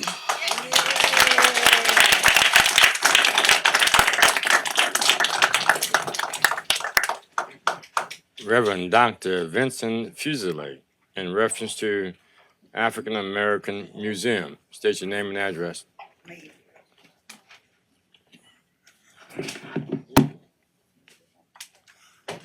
Good evening. Reverend Dr. Vincent Fuseli, 301 McKinley Street, Homer, Louisiana. Excuse me, I'm got a little sinus, I believe, coming on. I've listened to a lot of stuff being said here tonight. And just say that I come up in a time that she's talking about. I don't want to go through a whole bunch of it, but I come up in a time when we would walk on the sidewalk and had a policeman walking Main Street. We had to get off the sidewalk and let the white folk pass. Come at a time where they had a water fountain, they colored and white only. I come up in a time where we saw the doctor from the back door. Go to the store, they hand you what you need from the side door. So that's history. And she's portraying history in Terrebonne Parish. You know, a few years ago, our parish president got y'all locked in to a $4.4 million power plant in Morgan City. Nobody came up here hollering and screaming about that. That's $130 million. Y'all let that go. So I ask y'all to let this go tonight too.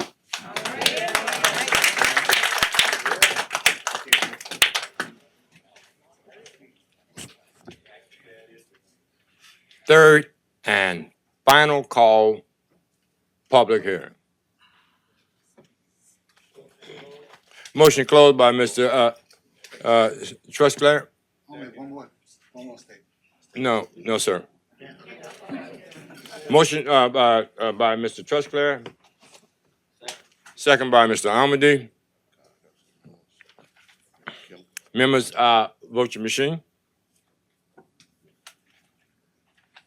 No. Any discussion? No. Are we done with the vote? No, you got to have the motion, then the discussion, But that's then the closed vote. public hearing. Yeah. I want to discuss after we Okay motion then. to adopt. All right. Motion by Mr. Trusclair, second by Mr. Almody.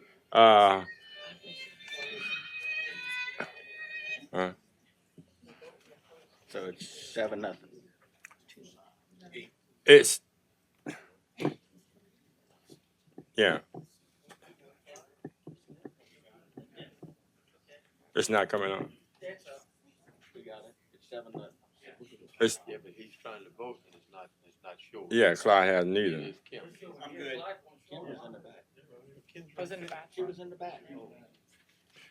Motion passed 7-0.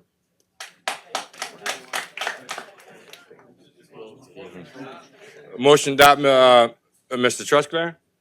Second, Mr. Almody. Any discussion? Mr. Almody.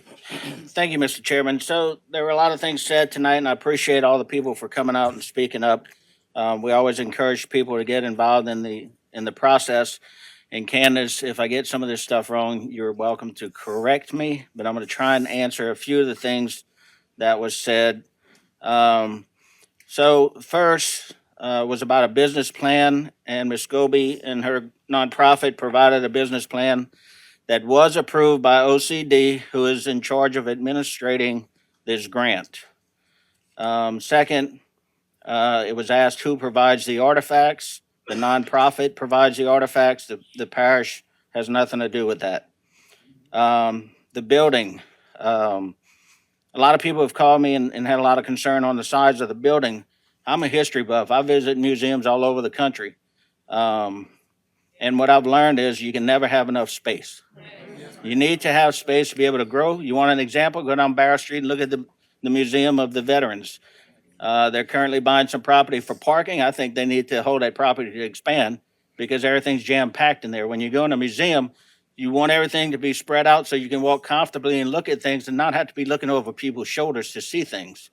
I encourage you, if you have an opportunity to go to DC, visit the Smithsonian Museums, the African American Museum, and the Holocaust Museums, the Museum of the Bible.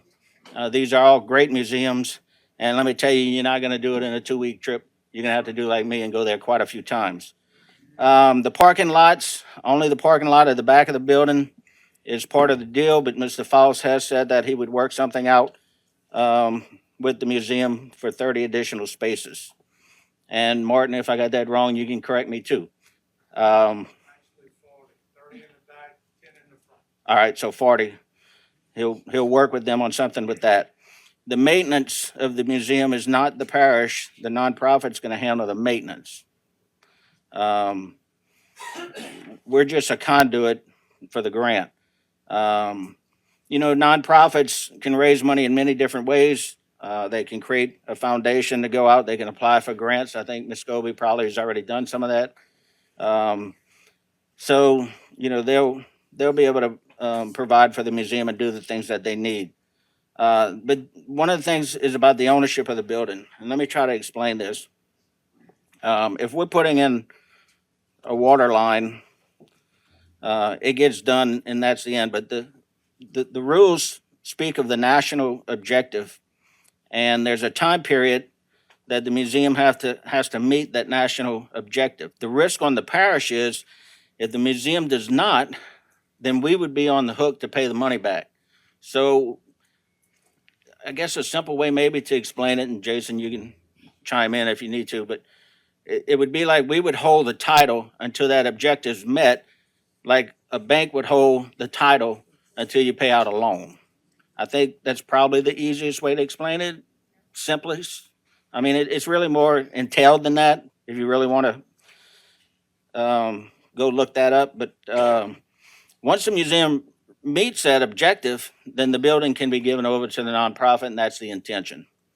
So it's not that, people say, well, the parish is after the building.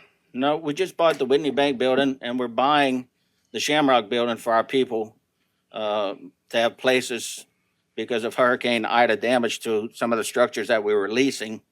And we want to get out of those leases and on the building. So we have no interest as a parish in that building.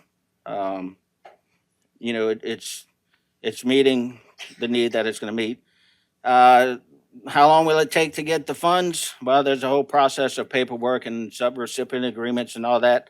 So it's kind of hard to put a deadline on that. But, it's kind of as long as it takes, it shouldn't be a very long time. Miss Candace might be able to answer that if y'all want to talk to her later. These are not parish dollars. These are federal dollars. They are tax dollars. We all pay federal taxes to the federal government, and it's good to get some of that money back. I'm not in favor of having the federal government offer me money, and I say, no, I don't want it, and let it go to somebody else. Let's use it for our community.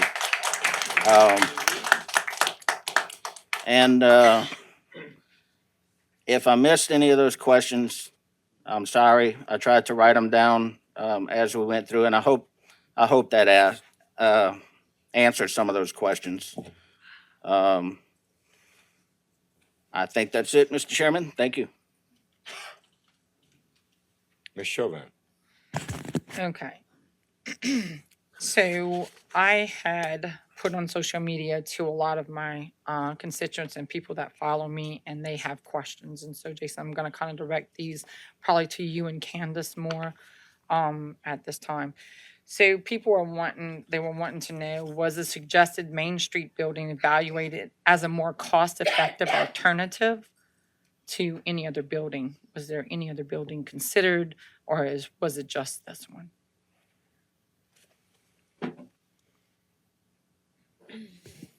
So as it relates to the process, and I worked to explain as much as some of the video that I did, as we go back and forth with OCD on And we're doing this now. Of the 29 projects, I want to say we still have 3 or 4 that we're still going back and forth on to get questions answered, or if something's not normally done a certain way, how do we make some of that happen? So, as we went through the original approval of the 1 million through the plan process, which was January 8th of 2024, as we worked through with OCD to learn, that there was a specific building that was selected instead of an area. Once the application was turned in, which again was the first of 3 steps that we're going through right now. This is the second step, going through that process to say, now we have a specific building to have that funded, looking at, so much money, looking at that 5-year plan. Through that process, once the application was turned in related to the 4.5 million, at that time, the application is related to that specific building. Okay. So, and then I'm going to ask this because this is what I was asked. Could the parish have utilized an existing TPCG building? Could you have utilized one of those? And did you have one in mind, that could have been? Yeah, I mean, when you look at, as we work through all these projects, again, as we're, the couple examples I want to give of the studies we're about to do related to support the seafood industry and the community centers. In the support the seafood industry, we were talking about doing some funding first, and then we were going to do a study and then some more funding, where OCD came back and said, you need to do the study first, and both the seafood industry and the community center applications are on hold until those studies are complete. And so, to find a different building, to whether it could be this building or that building, at a certain point, a building has to be selected, right? And without a building being selected, you really can't take that next step. And to say whether we could change that or not, or whether we go off a different building, it really boils down to whether the council would approve tonight. If the council would not approve this tonight, then we'd have to figure out what do we do with that funds. If the council approves this tonight, we still have an appraisal process to go through, and you talk about timing. Every project, including the one we're doing across from the courthouse, because it's a historical building, instead of us being able to get the appraisal done first, we got to do a 30% design and then come back and do the appraisal. That pushed that 6 months. And so as we're working with OCD and HUD, of course, right, because these are all HUD requirements that this money comes back to, we have to make sure we're meeting these objectives and going through the approval process to get reimbursed, right? Keep this in mind. Every funding part we're talking about, this is not a $4.5 million check. As we get the approval and we do the different expenditures to go through this process, those funds are going to get reimbursed as we spend that money. So again, us working with OCD to make sure that we're meeting the requirements that they need, and answering their questions and having to adjust things on the fly, and then finding out after you getting ready to do the appraisal on a building, you got to do 30% design and then come back and do the appraisal. It's just something we're continuing working with OCD on. And again, at the end of the day, all these projects are slated to have the funding spent by November of 27. When you look at some of the timelines of some of these projects, you wonder how that's even going to happen. So we expect this program and process to change as we go, as it has done since I've been in office. And so some of it is, again, we're working on something like small business grants. The way that we talk about distributing the money, they say, well, based on the rules, this is something that's maybe never been done before, but we're going to look at it changing how things can be done to allow for the thing that you guys are trying to do based on, again, the plans that you have brought to us. So it's an ever-changing conversation. We have our consultants that we work on a regular basis, and a lot of times when we ask questions, they have to go to OCD, they have to ask questions, and they turn around and go to HUD, and they're gonna get questions answered, and it's a continual process that we're going through. So I don't know if I answered your question, but I could just tell you that as we go through this process, there's possibly gonna be some changes, and always different opportunities to try something different or do something better. There was even a conversation about a potential third allocation of funding that this was actually part of a conversation of. And with that, without us having the BRIC grant that was lost, we're probably not even having this exact conversation, because then the funding wouldn't have been available to redirect. So that's, again, as we've gone through this, and as OCD said, you can't partially fund this, and we didn't have any funding before. Now we have, again, with the BRIC grant that was related to the jail relocation, and losing that opportunity allow for this opportunity. So to say we could plan and want to do this, something could come out tomorrow that says, well, based on this new information, we got to do this instead of that. It's what we've been dealing with for the last year and 7 months now almost 8 months. Okay. So if the HTV building is donated to the museum, will this result in property being removed from the tax rolls? If so, what's the estimated annual loss in revenue and how this impact local tax bodies such as that recreation district, fire district, police department, school board, and others? So yes, ma'am, it would take it off of the tax roll. I pulled the most recent assessment, and I believe Mr. Falls had mentioned it in his video, or we've seen it somewhere. The tax income for that particular property is about $30,000 total. I don't have the breakdown. That's the total payment, but I don't have the Right. breakdown of parish and recreation. It would all be within the city limits, so it'd be city property tax that would be lost there. Okay. That's an estimate. It's not an exact number, but it was around that number. Okay. So I was asked by someone else, if the project is approved, who will be responsible for conducting the commercial appraisal of the property?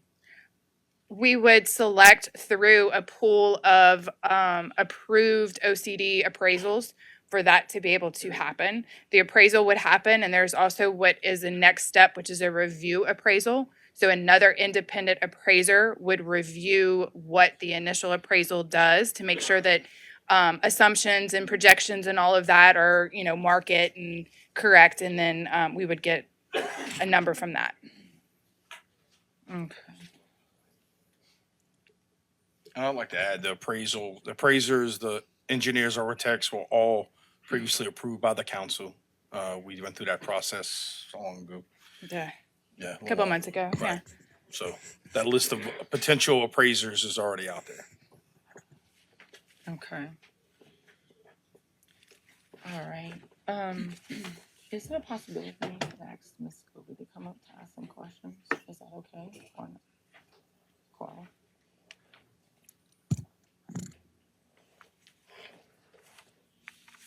I think I can call her up, and if she wants to answer a question. Okay. Ms. Scobie? State your name. Margie Scobie, And 109 address? Business Street, Homer, Louisiana. Now, Miss, another, from my position and I'm in here, she asked me a question, so she wanted to ask you a question, or some question. I just had a few Excuse me. questions. I said to her that you can answer the questions if you choose to. Now, I'll give an opportunity. If you want to answer those questions, then you can answer those questions. One, Ms. Scobie, I'm not against finding your roots, our roots. Wait, say that again. I'm not I can't hear against, you. I am not against the museum at all. So let me make that known. I do have some questions that came in from other people that are constituents in my area. And so some of it is, and I appreciate the plan that you gave to us just a little while ago, the business plan, the more in-depth business plan. But one of the things that I was kind of looking at is the amount of money that is allocated for the building is one thing. The other amount of money is to run it. And so I want this to make it. And so my concern is with the amount of money that is allocated to that part of running it, the insurance cost.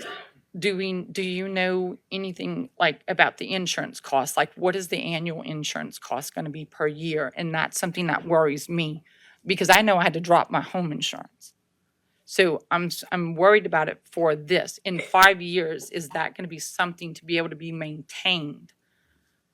Is that the only question? No, I have a few, but I'm just kind of going down line, if you don't mind. Okay, ask them. Okay.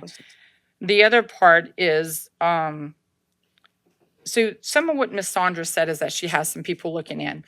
Do you keep a record of how many people come in, how many people like have a group, like, I guess a group membership in your museum? And is it possible to look into those things so that it can be maintained? The building can be maintained. So those are my major questions on that part would be the insurance and the maintenance part of it and how that will be maintained throughout the 5 years so that this doesn't fall back on the parish and the taxpayers here. Is that the only question? Yes. well, first and foremost, we had insurance, always did. Matter of fact, it was through Page Insurance. Mhm. Ryan, do you know anything about us having insurance with you guys? Is Ryan still here? Oh, that's not Ryan? Okay. I'm sorry, I mistook you for Ryan. Well, Ryan, Page's Insurance, we've always had insurance. From the time we was in the building at 918 to the present Mhm. time. So insurance is no problem. I don't think it will be. So yes, we have insurance. Never failed to have insurance. It's a requirement that we have insurance. How are we going to maintain just as we did before? We have membership. We do fundraisers and several other things it takes for us to keep surviving. Because of course, you see, our survival is hard, much harder than yours. Okay, thank you. Any more And discussion? what's the other one? You had another question? All right, thank you. Mr. Babin? Yeah, Margie, could you please stay, Ms. Scobie, could you please stay up? I don't think, first and foremost, like Ms. Chauvin just said, Ms. Scobie's a constituent of mine. I've been an advocate of the museum for a long time. A long time. Okay, some of the listen, I kept a total of the people who text me, emailed me, called me, talked to me at church, Rouse's, everywhere else, and it was 132 people. And I'm telling you, the greater majority of those people had no problem with the museum. Some of the problems they had, and this is not against Mr. Falls by any stretch of the imagination, they had a problem with that particular building to make sure that it would appraise for $3 million, okay? And as they brought to me, they said, wait a minute, the parish just bought the Whitney Bank building, and that's 97,000 square feet.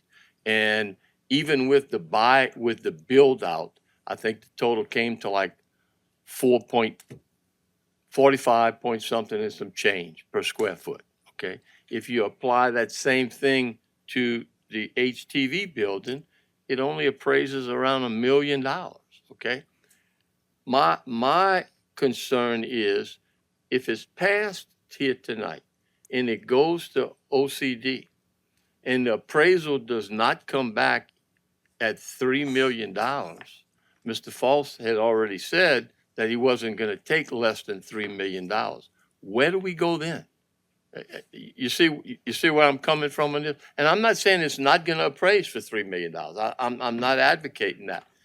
I think what Ms. Chauvin asked was, do we know how much the insurance is on that building? On that and how particular much building. the utilities are on that building per month, From or what per year? From what the printout on the information I got from Mr. Martin, Uh-huh.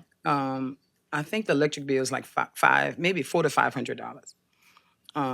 And that's with all those air conditioning units on $400 to top. $500 a month? $400 or $500 a month. That's amazing. That's amazing.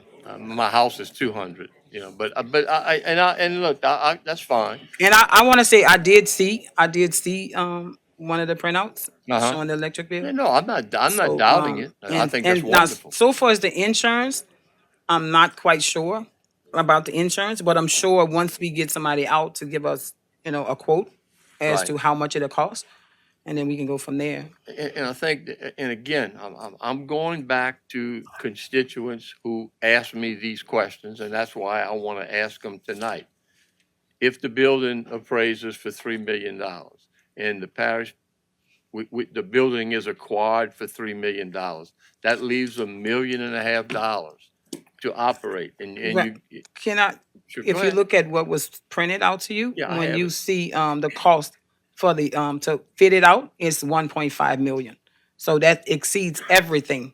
That means the 3 million for the building. All right. And the 1.5 the parish is going to use to fit it out. So far it's we being able to survive in that building, we'll do what we can. We have to help and do what we can to help each other, because clearly the spending for that building to lay that building out, according to what I received, is $1.5 million.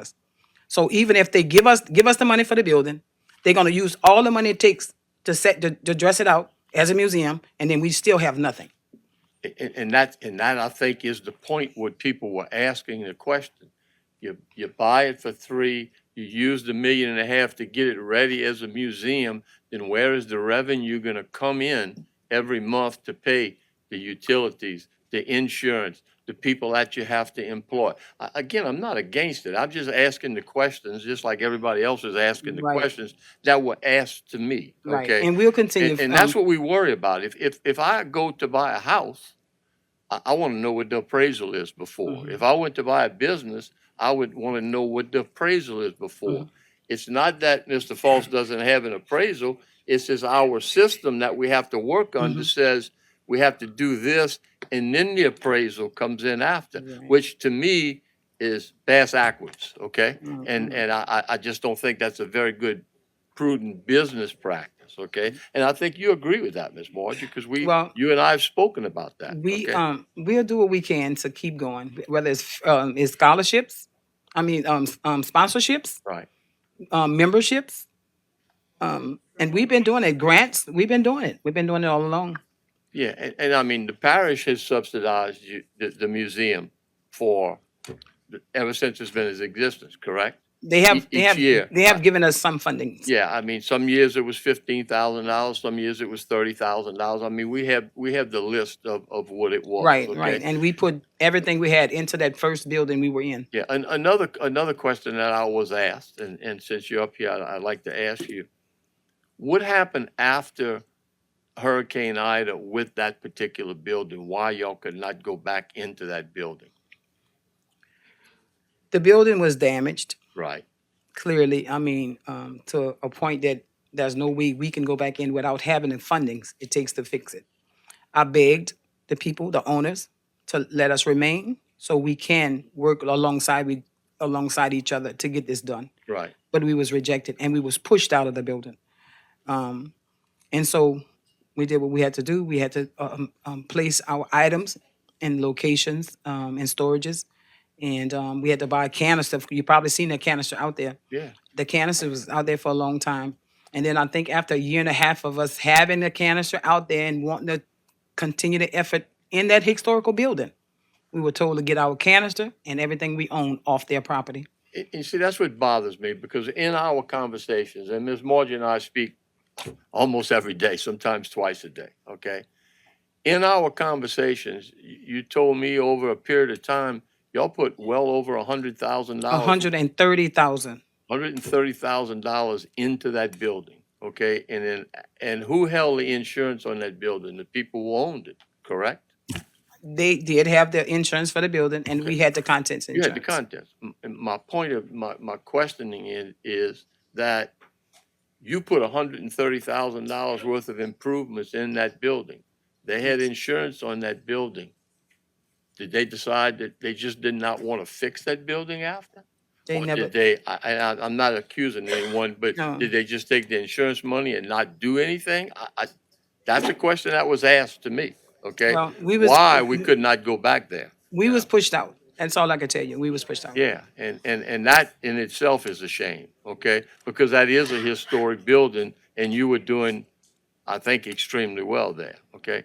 Again, all of these questions are just what was asked to me. As an And- elected official, I have to ask these questions. And another thing I need to add, we outgrown that building. We had been outgrown that building, but we remained because that was the only place for us. Yeah, no, And after the hurricane, Ryan Page actually offered us the Thatcher's Hotel. I think I'm saying it right. Thatcher Hotel by the a port- courthouse. Yeah, to go in and maybe get started there again. But of course, he found out that building was damaged. And then Lee Schaffer offered us a piece of land, but he had to get clearance from his family, and then that fell through. And then Philip Martin offered us one of the buildings for the schools, but of course, most of them was damaged as well. Right. So, and then Martin Falls offered us this building. Right. And so we went in and looked at it and thought that would be ideal for a museum. And again, my line of question is strictly from an economic standpoint. The questions I received from these people were, how is it going to sustain itself? if all of this $4.5 million is used just to get it in operation, then how can it sustain itself? And then is the parish gonna have to assume that liability after? I, like everyone else, want it to work, okay? From a business perspective, it makes it a little bit difficult to try to understand, okay? I mean, I don't have an MBA, all right? But just looking at the numbers, it is a little bit suspect, and I want you to know that. But what's scary in this whole situation is we can go through this litany tonight and hear all of the good things that we heard, okay? And by the way, my degree in college is history, okay? And I like to think I have a broad knowledge of history, but I don't have the knowledge that y'all have in the Black history, and I'll say that, okay? But what bothers me is the process that we have to take. We go through this tonight, then we pass it on to the state, to OCD, we get an appraisal, it doesn't come back anywhere near what it is, and then we back to square one again. And that kind of scares me because of what Parish President Bergeron said just a while ago. Our deadline date is November 27? November 27. We're talking about just 2 years, okay? That things have to be done. He just admitted right there, it would take 6 months or more just to get an appraisal. So again, I am not, I have no problem with the museum. I have problems with the financial portion of it. And that's the questions that I was asked. And because all the steps are necessary steps, it is needed to get it done. Can we make it a priority, top priority? That, I mean, that's out of our purview. Because we've been- that becomes a state problem then. I mean, yeah, if it passes here tonight, whomever in administration is gonna pass all of this on, okay? But if it sits on the state level, we don't have control over them, okay? And again, as you know quite well, it has to meet the HUD standards to handle all of it. I thought it meant HUD standards when we Well, applied. again, you know, as council people, we not into the day-to-day operations of all of the paperwork that was involved in this. And it is quite, as you know, it's quite lengthy and quite detailed, okay? So I can't answer that particular question, whether it can be expedited or not. You would hope it would be, all right? Because then if it doesn't appraise, then we try to take, then we want to be able to apply something else and get you some money.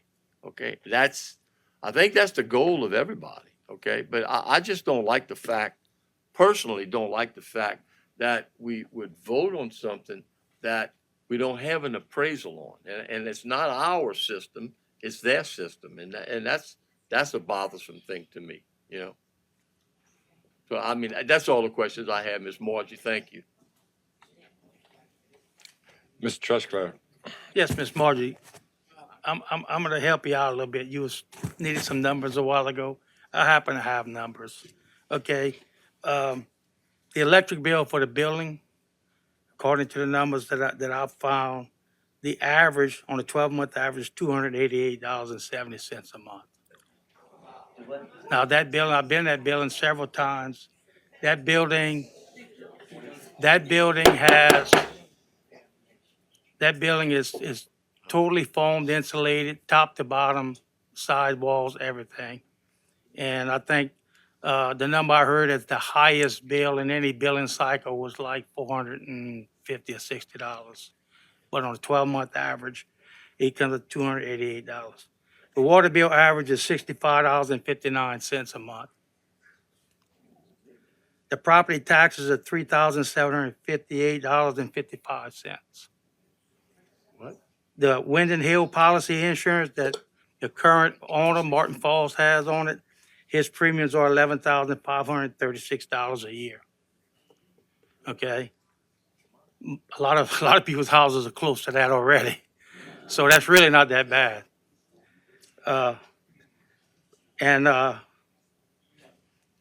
The property tax, the property insurance, I guess it's liability, is $8,258 a year. So A year? A year. So that's the pertinent cost of operating this building. From what I see, some people's houses probably cost a lot more than just to operate. And so that's pretty much what I want to do, just let you know. I know you was asked a question about some costs, and these are the exact costs as I could find. Thank you. Mr. Champagne. Yes, so, like everybody else, I did have some concerns about the financial viability. But what I want to say is that I want our community to support you, and I want the community to find a way to make this work, okay? And so there's ways I think that you can do other things, and I know Martin has a restaurant grade equipment up in the building, and he has some apartments. Maybe you could do a B&B, some other revenue to help you. And I think that I hope you tap into people like Chandra with Explore Homa and Cohen with TITA, the economic development part of our parish, to come up with some creative ideas to help you support your efforts. I run a nonprofit. It's very difficult to raise money and find funds and stay relevant, and you have to be creative and different. So, I think the whole community needs to step up and help you in that way. I was on the Homer Restoration Board, Downtown Restoration Board, and I think, we need foot traffic downtown. And, Mr. Falls has renovated a building and is renovating additional buildings, and that's what we need. That's what we're looking for. That was the whole purpose of me joining that board. And so, yes, I do have reservations because I do run a nonprofit, and it's a tough business, but I think we need to all step up and figure out a way to make it work. So I just wanted to say that, where we're at. Thank you.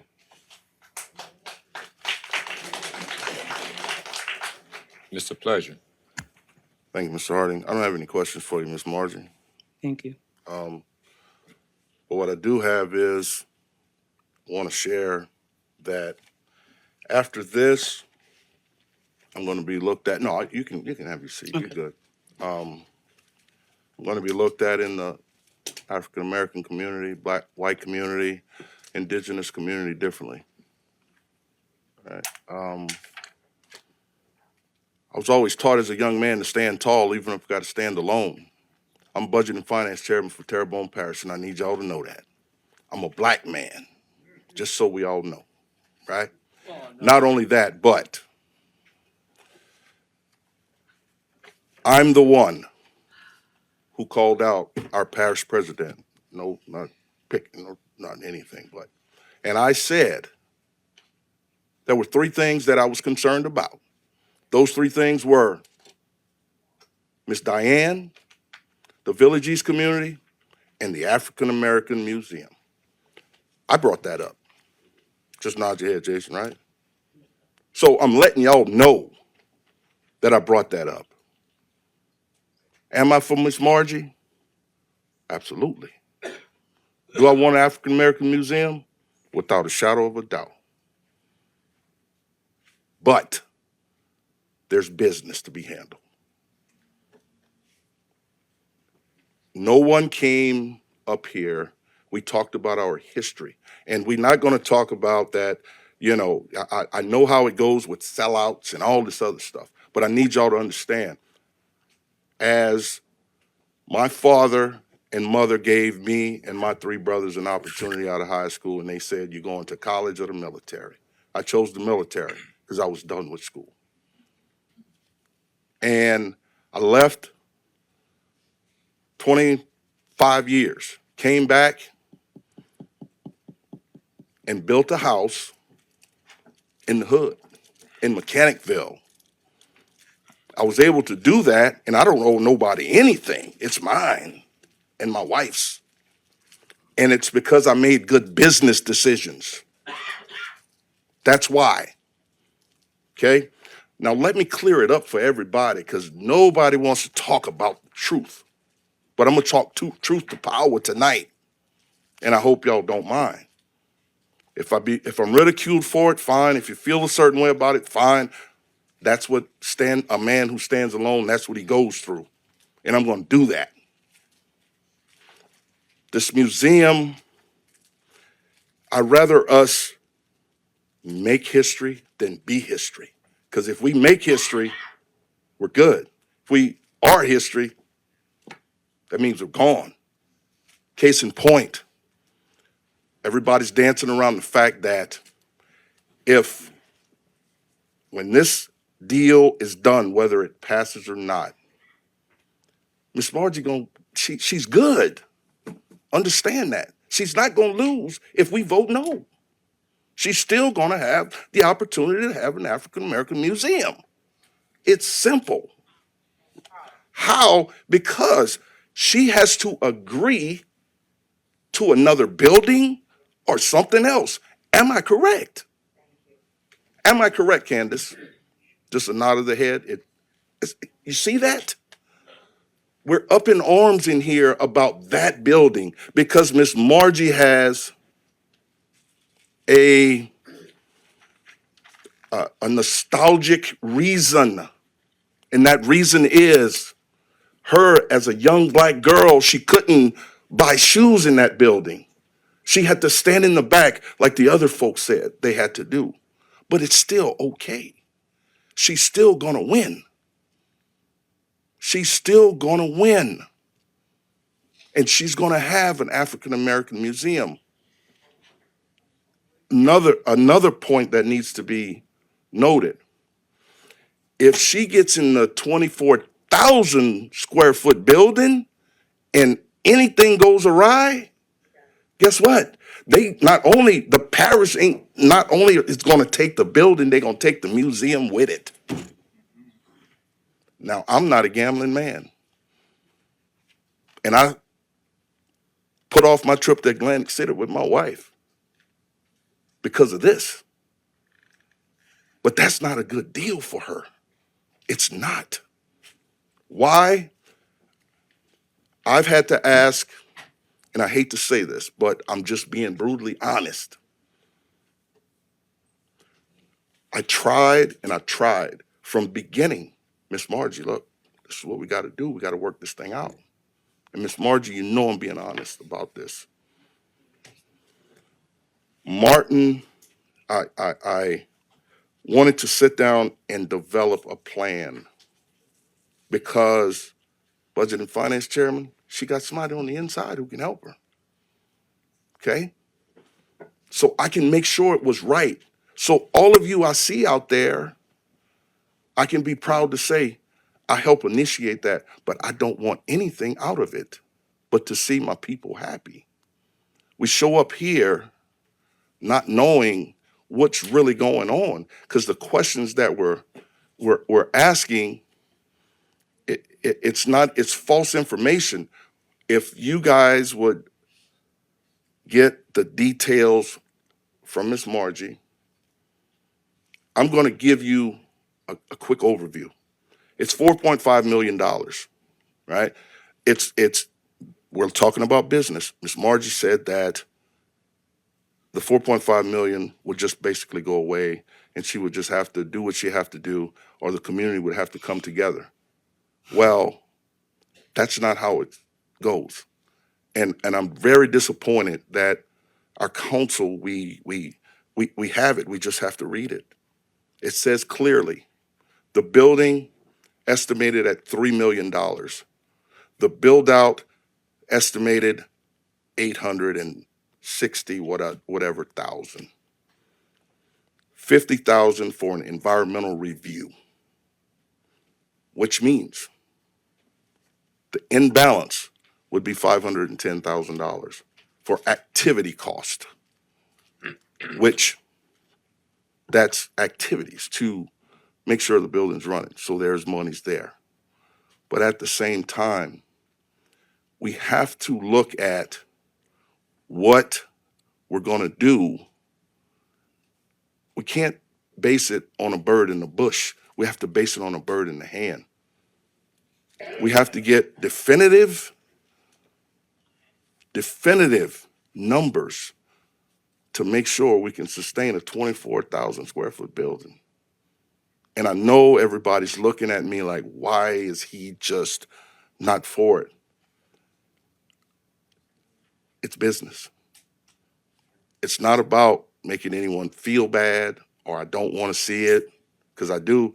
I'm the one who brought it up. But it's business that we have to make sure. Do I want to see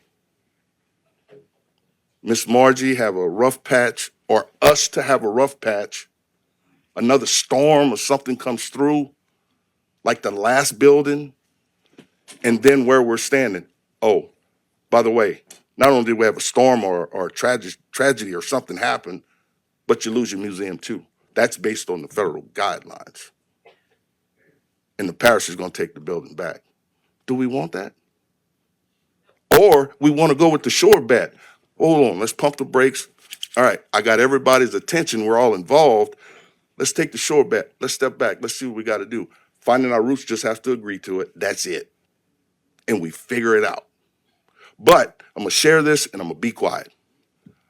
All right? If that happens, and if anybody's done their research, there's a plan. You know, everybody talks Project 2025. I ain't worried about that. Let's talk about Project 2030, okay? It's on the parish website. And what does it say? Based on the plan put out years ago, 2030, by 2030, they're hoping that they can have what's called an indigenous museum downtown. That's truth. Go look it up. All right, that's the idea. So what do I mean by when I say that? Well, you know, Miss Margie got 5 years for us to rally and make sure we got it. But if anything happens, we know what the corner of Barrel Street will be, because it's already there. I'm just being honest. Don't not like me for being honest. Strong men stand alone, and I'm willing to do that. Miss Margie, I love what you stand for. But at the same time, I can't stand if I know that I'm going to take a chance and fall. I'm going to stand noble. I'm going to stand honest, stand with integrity. I don't care who don't like me, but I'm going to tell you the truth and how I really feel. My father always taught me that. And if any of you knew my father, you knew who he was. Thank you.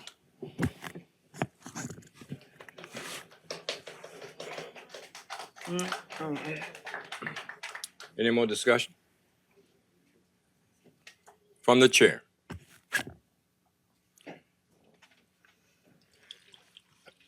I have to say something. I'm in a position that I hear a lot. I try to be neutral, to be non-biased, and I'm not only speaking to my colleagues, but to the people that's in this presence, HTV, and everything else.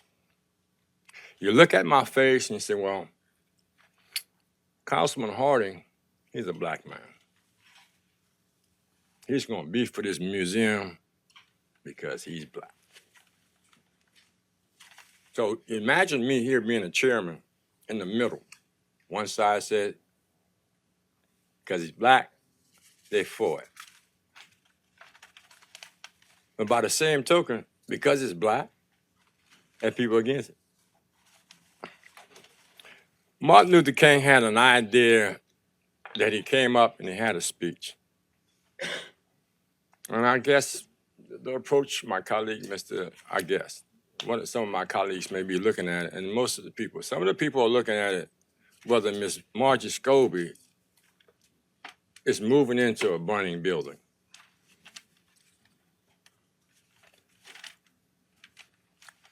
Or is she being set up for failure?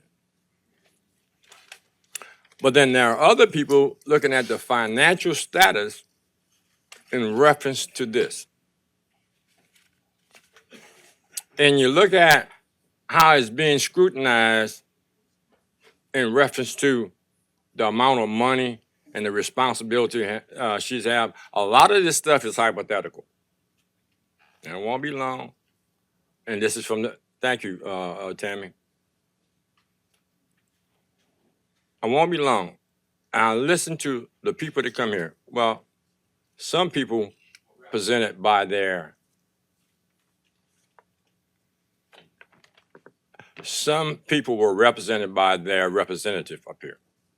But we had a public portion to come to this mic and let your voices be heard and your face to be seen. One person in particular I saw tonight, she made me correct a pronunciation of her name. Her name was April. She said, now she was speaking, I'm assuming, from a black perspective of she was not gonna let Miss Margie fail. And all of us in here was not gonna let Miss Margie fail. But if we are to be one Terrebonne, because originally this was $1 million that we were talking about, Miss Margie did not ask for the other 3.5 million. It was something presented to her, and if anybody in this room gonna turn down $3.5 million for their dream to come through, raise your hand up. So the point to be made from a neutral position, because I think what we have to do as one Terrebonne, we do just like we did with the Bayou Country Sports Park. If you want to sink all that money out there, you made your bed, you're lying in it. You're gonna make your bed with this museum, or you're not gonna make your bed with this museum. There's a lot of places that we spend money at that we don't ask no questions about. So if it passes, I'm all right with it. If it fails, I'm all right with it. But what I charge today is the fact that if we're gonna move forward, and before I call for this vote, that's what I have to say. Are we gonna move forward and take what April said? We're gonna have it come in here and we're gonna let it fail? And I said to everybody out there that have the intention or may want it to fail,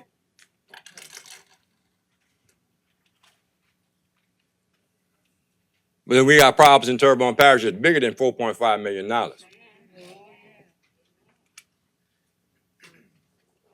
With that being said, any more discussion? Members, vote your machine.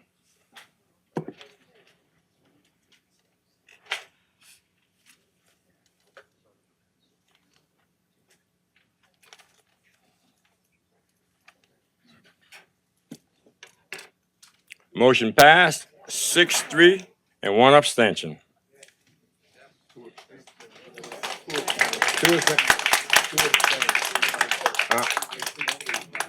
6-3? Yeah.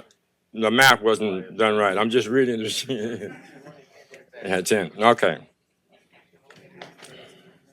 6-3. The abstention I read was off the machine. It's 6-3. Yeah. Yeah. Absent.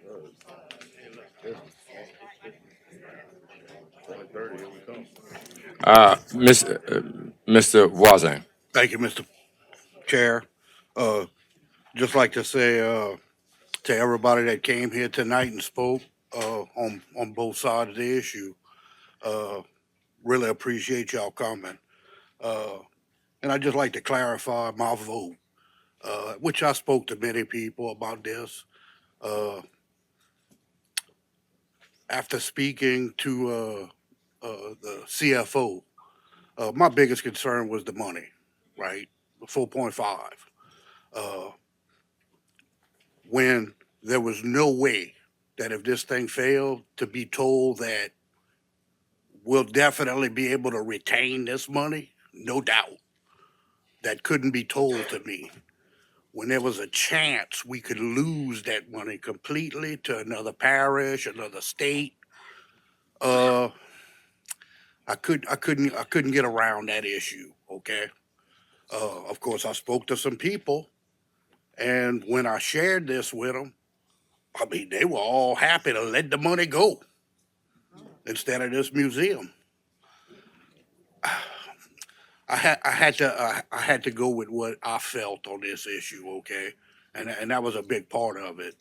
And you know, I'd just like to say that you know, it was pretty insightful for this administration to do what they did with this. You know, they could have came in and said, we put all that money somewhere else. They didn't do that. They came in and enhanced the deal for this museum. And, you know, I'm going to applaud them for doing that, and particularly with the public pushback. They could have pulled it, and they didn't do that. So everybody should thank the administration for this. Thank you.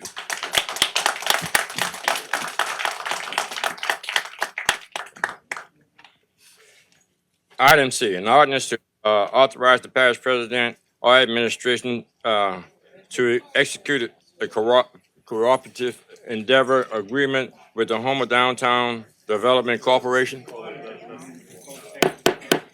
Y'all can leave now. We're just gonna go on.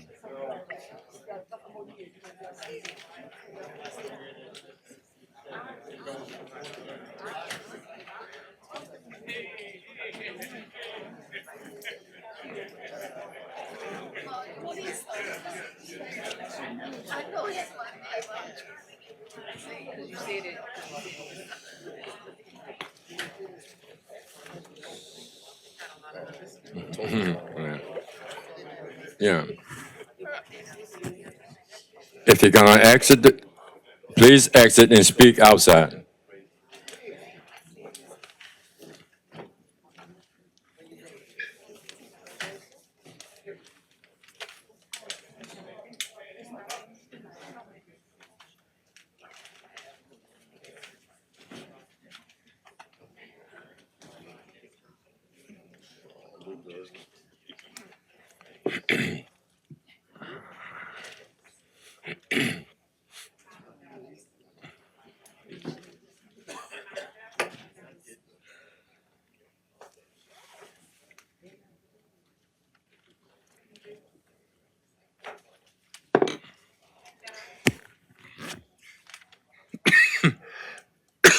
An ordinance to authorize the parish president or administration to exercise a corporate endeavor agreement with Homer Downtown Development Corporation and Hash Grant Incorporated to authorize HDDC and HGA to access Terrebonne Parish Consolidated Government property to construct the Bayou Terrebonne Trailhead to serve as the trailhead of the Terrebonne Parish paddle loop in Terrebonne Parish. First call public.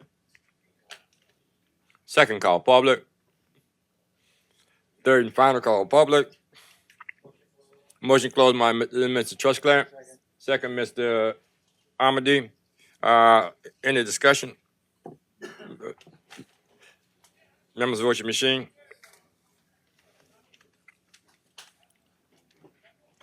9-0. Motion adopted by Mr. Trustclair, second by Mr. Champagne. Any discussion? Members, vote your machine. Motion adopted. Oh, this adopted. Right now, we're on item E. An ordinance to amend the parish code of ordinances to establish a 15-mile-an-hour speed limit zone along the entire length of Cypress Garden Drive to provide for the illustration of the said signs to provide for the other matters related thereto. First call public, second call public, third and final call public. Motion closed by Mr. Wazan, second by Mr. Trustclair. In the discussion, members, vote your machine.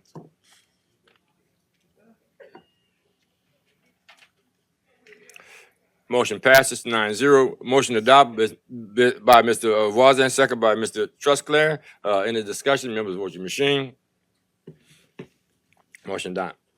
Ordinance adopted. An ordinance to. 9-0.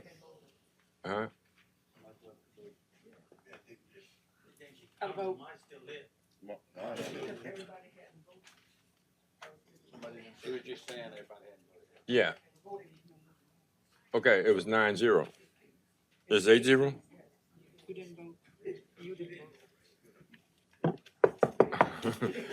Anybody there? Yeah. Has it been long? Okay, where are we now, guys? F, all right, okay. An ordinance to place a moratorium on recreational vehicle permit, which would fall under the scope of pending proposal ordinance regulating recreational vehicle parks. Mr. Tim is in here? Okay. He filled out the speaker card in reference to this. State your name and address, sir. I thank you for waiting so long. Tim Fungi, 397 Tulip Drive, Home, Louisiana. I couldn't think of it. I'd like to ask, why would you want to put an ordinance against RV park? If we have a disaster, nobody can afford a $50,000 trailer right now. I have RV park. You have a Liberty RV park that's catering to low-income people, first of all. Half of the hotel rooms around here are blown up. They got one for sale by Black. We have no place for the low income to live. The high rise gonna cost $30 million to tear down. That's in the middle of Houma. We're losing money out of our ass as far as taxes and revenue for business. You got the little man trying to make a living and trying to help out the little man, but somewhere in the parish we got two people fighting with money. I ain't saying the people's name, but they fight with money. There's already ordinances that they can't build a RV park. There's no way you could the ordinance that we have. I mean, we are strapped to build an RV park. If anybody wants to do it, say my son wants to do it in the next 15 years, he better have some money. If you got a grandkid, better have some money. Miss Kim, if you got any children, you better have some money. Because right now, just a sewage tank for RV tank, 50 grand. That's just to have a sewage line. The water meter. Parish council wants to put up $25 per water meter. That's a lot of money when you're jamming 100 trailers in one spot. You got homeless people right now. I don't know what Martin's electricity bill is $25, $250, bro. My electricity in my house is $400 a month. My mom lives in a double wide trailer. They got people can't even afford $450. We got people in Isle of Jean Charles that get kicked out of their house in North Terrebonne. They can't afford the taxes. Y'all talking taxes? These people can't afford the houses that the government gave them. This is 15 houses. You know about that? You know about the 15? That's gone. So why you want to bother tearing out, regulating more RV parks? They got FEMA houses in North Terrebonne, 300 RVs. What you gonna do? Evict all the FEMA guys? You gonna have more regulations on them? They got the Civic Center. You're gonna jam them so we can't have Section 8 people in the Civic Center, but they got $500,000 RVs. Motion to extend by Mr. Babbitt, second by Mr. Trustclass. Members, vote your machine. It's not lit up.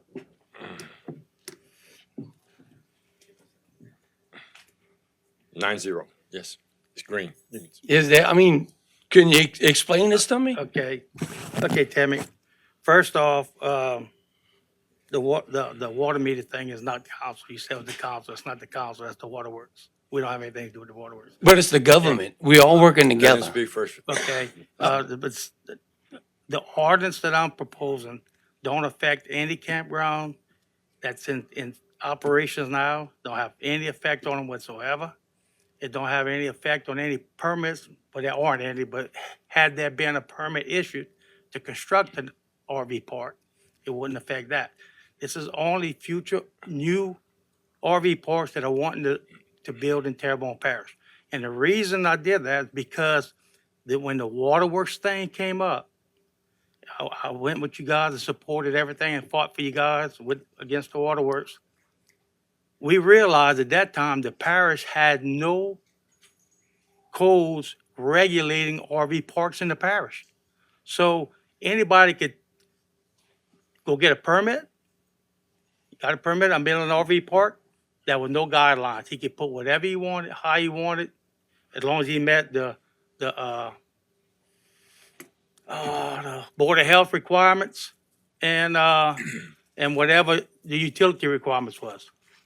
That's not right. Parish had no. That's not right. So that is right. No, it I'm isn't. telling you. The planning and zoning regulated me to death to build mine. I bought a piece of property in Bayou Blue, cost me $300,000 to build an RV. I cannot get with an engineer to draw me a plan. So I'm gonna eat that 300 grand and shut down my thing just because you don't want somebody to build an RV park? If you have a problem, I'm not pointing you out.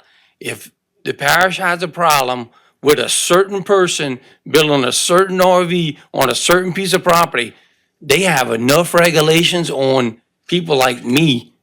You need to understand you're affecting our whole parish. Do you If some- have your permit for that park? You want No. to build? Okay. I lost $1 million store, it blew up. I actually lost 5, but I got 3 back. I can't afford to build my store because my gas pumps are gonna cost me $2 million. So it's either put up $2 million and pump fuel for 4 cents a gallon, let some crackhead drive off with it, or try to help out somebody up in North Terrebonne. But it's not funny. But- It's just- No, I'm not laughing. no, he is. I mean, it's not funny. People, But they what got, I'm getting listen, at, Timmy, this is not.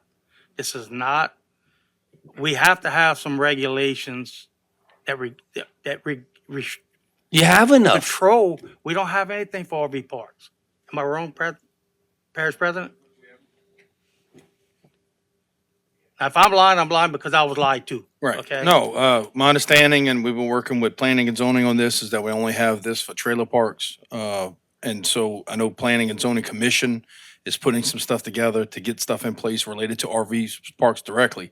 There is a lot of stuff, and we've heard this with Board of Health, where a lot of it, from what I can understand, is really only managed and regulated by them. Now, when it comes to any other building codes and anything else that has to happen when you are pouring a slab or building a structure, you're gonna have to meet the codes that are in place for those kind of items, but we do not have an But That's RV. not specific Right. to RV parks.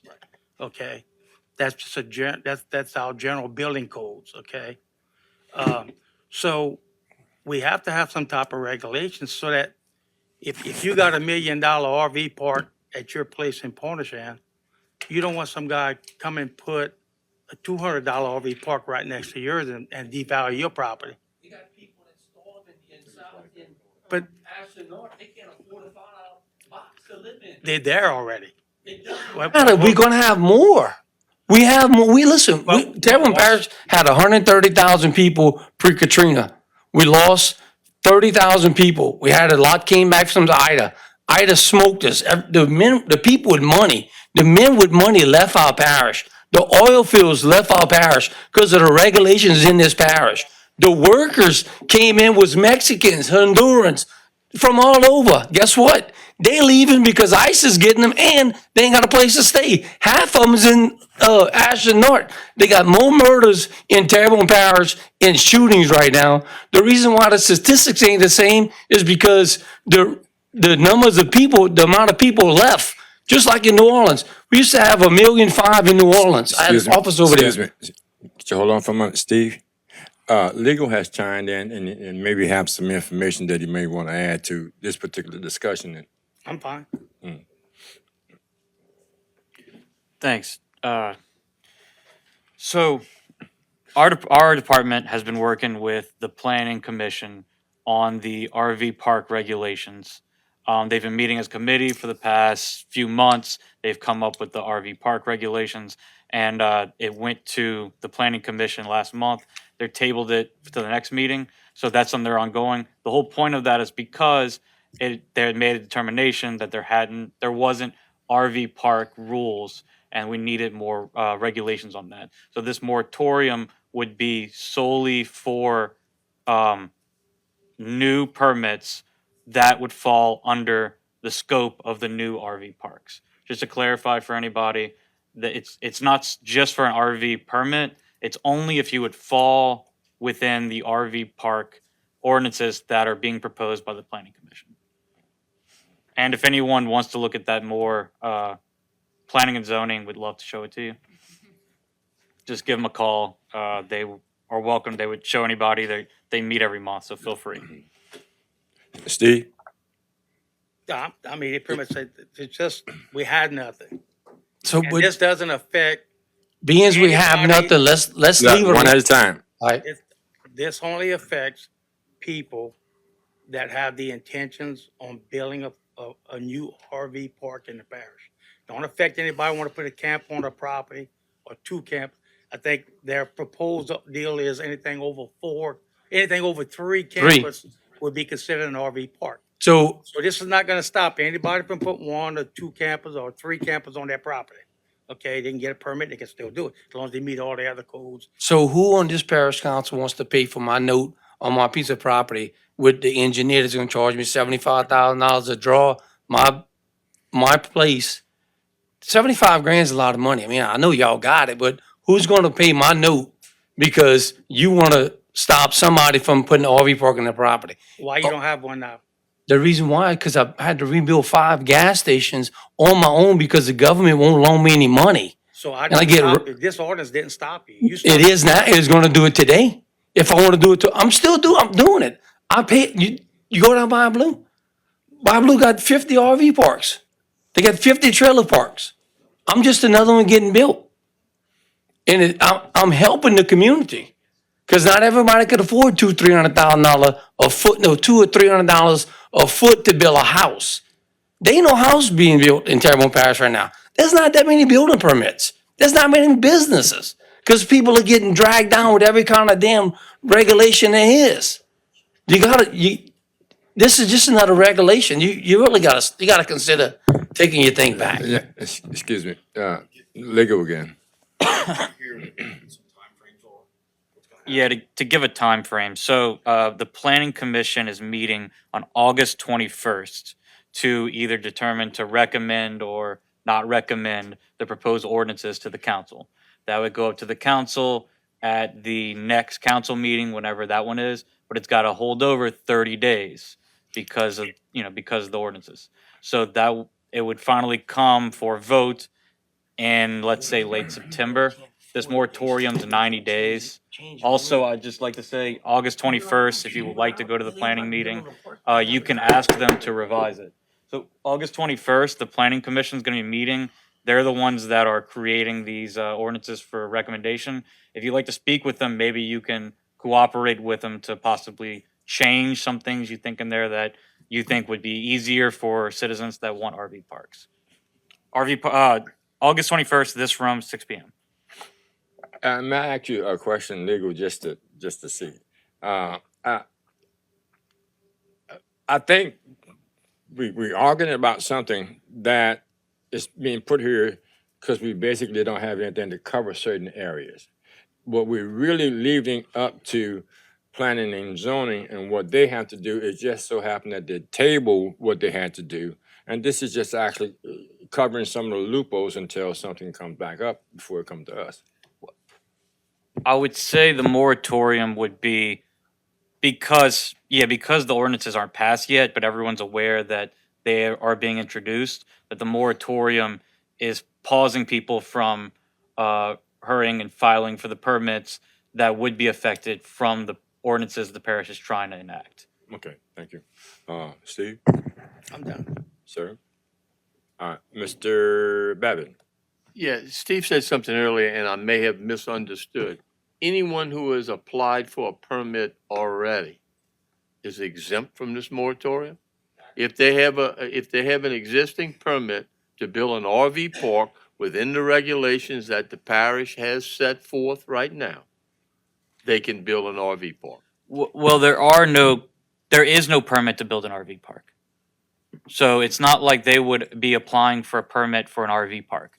Right, what we deemed the planning commission is trying to determine what becomes an RV park. That's why they made the stipulation of after 3.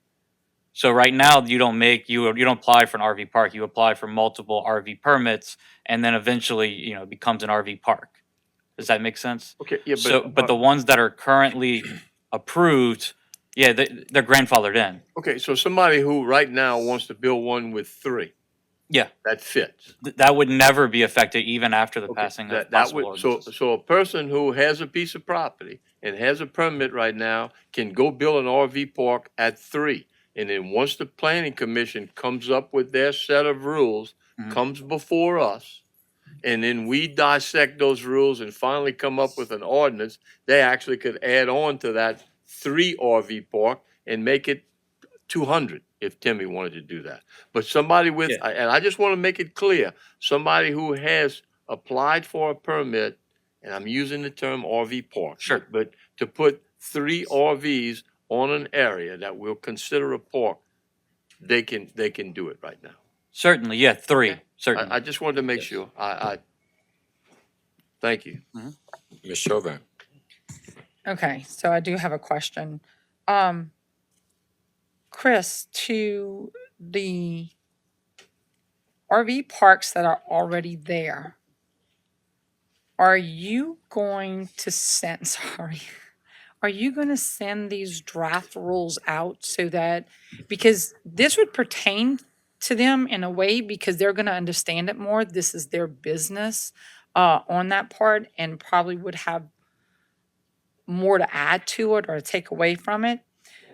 Is that going to go, like, is the draft rules going to go out to some of these RV parks? And if they want to add on to the existing RV park, will this stop them?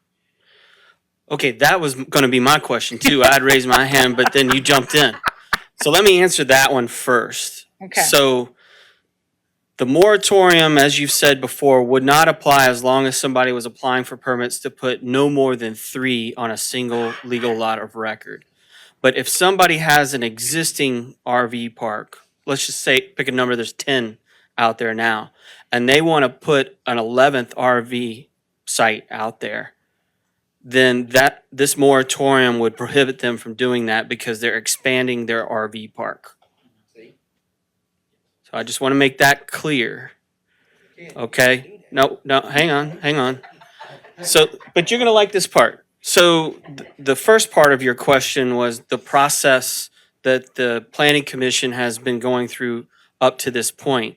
And what you're talking about is getting input in from the RV park owners, right? So being as all these meetings are public meetings, we put the agendas online with the backup, just like Miss Tammy does for you guys. Right. So at last month's planning commission meeting, we had posted the draft of the RV park regulations. And I think we did that maybe about a week out ahead of that meeting, right? At that meeting, we said the planning commission voted to continue the public hearing to the August 21st meeting and table the item. We also discussed that we would encourage anybody who has comments, and Tim, you're certainly welcome and encouraged to provide those, to send those to me. My email address is cpulaski, Pulaski, good Cajun name, Chris Pulaski at tpcg.org, right? Send me your comments. And what we're doing is we're incorporating those comments into the current draft. I got a bunch from Gene Milford earlier today.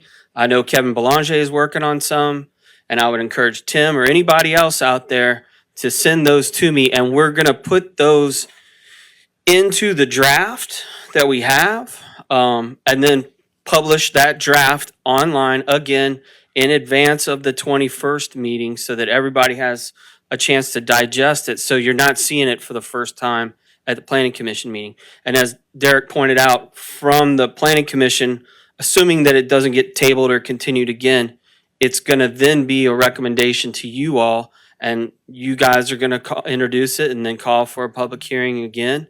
I think it might be a 2-week holdover though, because there's no fees associated with it. But, so just because something doesn't happen at the planning commission doesn't mean that it's still a draft. So you guys certainly are the final, editors of those regulations. So did I answer your question? Yes, so they can't add on, if we do the moratorium, they cannot add on to their existing business because we're stopping them from doing so. Right. But if someone has a pending permit, how does it affect the pending permit? Like if I were to go put one in, if I would put one in yesterday and it's pending, where are we at? I'll jump on. I'd spoken with Chris because this was a question that he had. If the permit is not yet approved, we wouldn't approve it because there would be a moratorium on approval of permits. So we could no longer approve it because there's a moratorium on issuing permits. So just because you applied doesn't mean we've issued it, and therefore we can no longer approve them. So we could be doing a disservice to those who have tried to get a permit.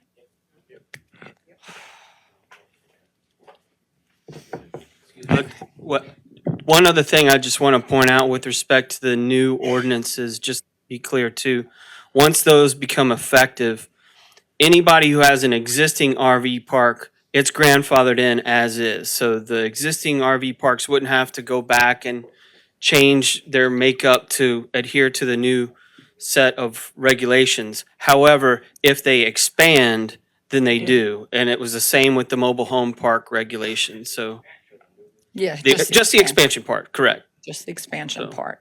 Just putting that out there. Okay.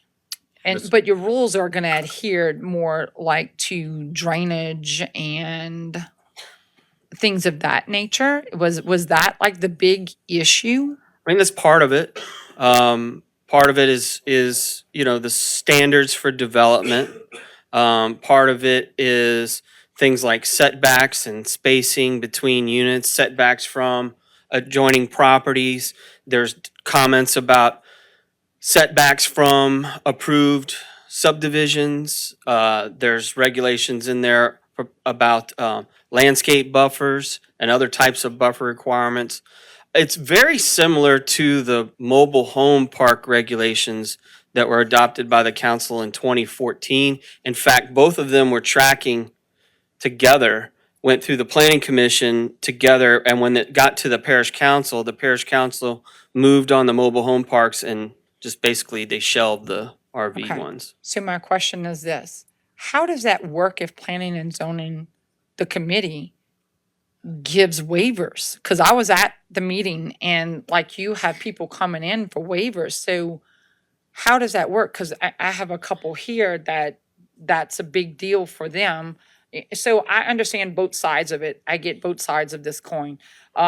So the problem that I'm coming across is if planning and zoning committee continues to give waivers, then what are the point of the rules? So the planning and The committee. the Homa Terrebonne Regional Planning Commission, like any other board or commission, in the regulations, there are variances, special exceptions, those kinds of things are built into just about all of our ordinances because ordinances aren't perfect and they can't predict every single situation. The thing about variances is the hardship. So what is the hardship? If you're telling the planning commission that you can't meet some requirement, why? What's your hardship? Because there are such things as not a valid hardship. Because it costs too much is not a valid hardship.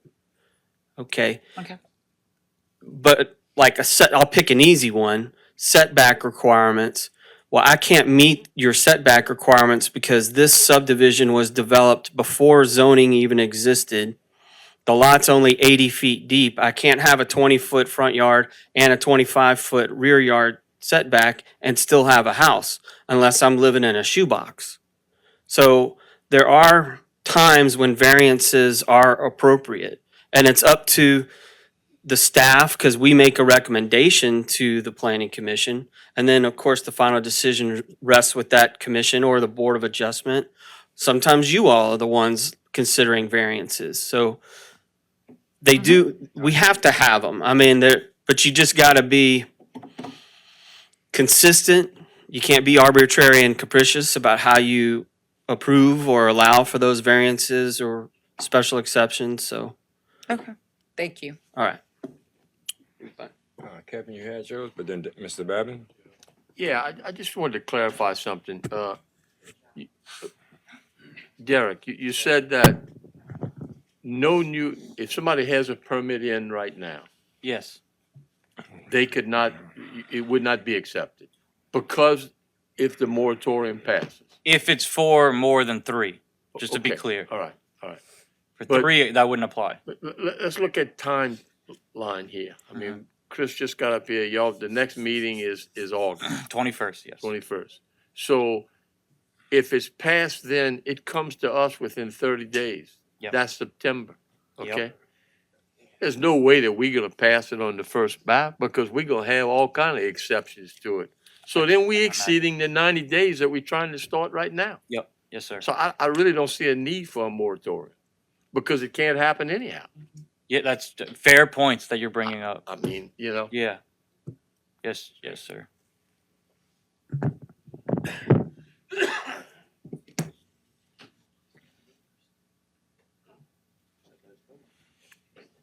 Second call public? Oh, Steve? Okay, before I even got legal to draw this moratorium up, I checked with planning and zoning, Mr. Pulaski's office, and actually him in particular. There are no permit applications turned in. There were none pending. And there aren't any issued that are under construction. So that's how we justified taking the direction that we're taking. So there aren't any applications for permits pending. There aren't any applications that have been approved. So this doesn't affect anybody at this point. I've talked to 2 people I know of that are thinking about putting campgrounds up. And neither one of those guys had a problem because they wasn't ready at this time. And by the time the ordinance would come up and be done and passed, they may still not be ready. I'm not sure. I don't know if there's any other people that are planning on building campgrounds, but I did speak to 2 of them that I knew personally that were thinking about building campgrounds. So, there aren't anything pending. I'm trying to accuse my brothers. No, he had his opportunity. We've actually changed. It's his the same opportunity. thing. It's the Yeah. same comment. I mean, So I'm out of order. It's the time that you had there. If you were still there and someone, well, if she wants to call you up and means that she wants you up there, she can call you up to ask you a question to ask him. Is my brother Barry? How is it gonna affect you with the moratorium? Have you applied for the permit? I Have didn't you not? apply for the permit because you don't have to apply for a permit right now for Okay. an RV park. Okay, A RV park is out of the regulations. That's the whole idea of having an RV park because we have people that come from all over from out of town and we build these things as we get customers coming in. We specifically, we accommodate tourism. There's just in Pornishan, there's 2,000 people come down a week, come to Pornishan fishing and hunting. This is, we can't get a Holiday Inn down there. We can't get a 5-star restaurant down there. We have Cajun people living off the land in RVs. And as Barry's already went broke because of this bill. This $25 thing, my brother Barry, he can't afford a $750 water bill, so he had to shut down his RV park. Because you only charge $2,000 a year. That's no money. Now, when you get smoked by a hurricane, I've been asking you for rocks for 5 years down the bayou. I got them one time from Gordy, thanks to Gordy. I got a levee system goes around my property. I'm outside the levee system. Hurricane comes, I get smoked. I lose $300,000 worth of wharf, 4 or 5 RVs. I'm smoked. I lost the restaurant, 2 houseboats, 5 RVs. That's a lot of money. Can't get it back. I have no insurance. You can't give me rocks. But you gonna take my way about making a living with an RV park? Now you want to stop us from getting water? You just because the planning commission is stopping? Barry's out. Barry's had $1 million business. Guess what? We locked out a levy. He's not putting nothing in the parish. He's like most businesses. They got so much regulations, you're killing everybody. The kids today, I get them out of jail. I'm actually a bail bondsman. You can buy, sell, and do drugs. You can't start a business because you need a permit. You come in on vacation as a tourism, you leave on probation because you get arrested for a fish. You can't catch a fish right now, but you got man-eating boats outside Timberlake Island catching billions of redfish, and we can't keep one of them. We're on I'm the a subject charter of guy. RVs. This is an RV park. That's what it consists Well, of. crackheads and things like It trying to adds deal up. with It's it. everything. Yeah. Y'all dealing with all of this together. This is y'all operation. I'm asking for no moratorium. You have any more questions for him that he needs to answer? I'm good. Okay, thank you, sir. Second call, public. Third and final call, public. Yes?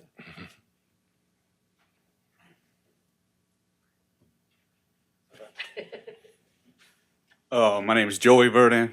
I live at 204 Constant Street in Houma. I own an RV park in Dulac. It was permitted, I think in 2006. My mom and dad built it. Permitted for 36 spots. We only got 24 set up right now. So I'm wondering how that's going to affect me, when I want to add those other spots. And then another thing with the 3 spots,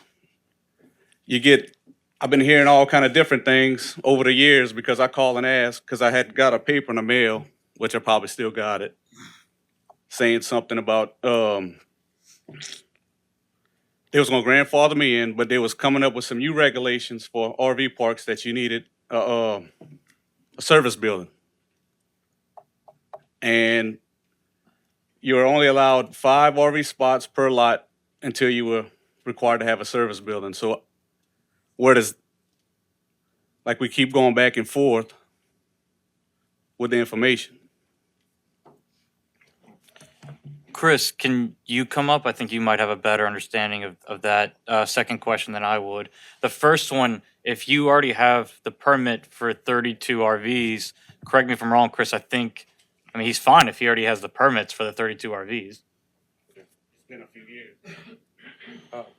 If it was permitted for 32 sites, then it's grandfathered in, and you're not expanding this number of sites in your mobile home park. So I would think in that instance, the moratorium would not apply to you because you're just, hey, right now I only got 24 RVs in my campground, but I got room for 32.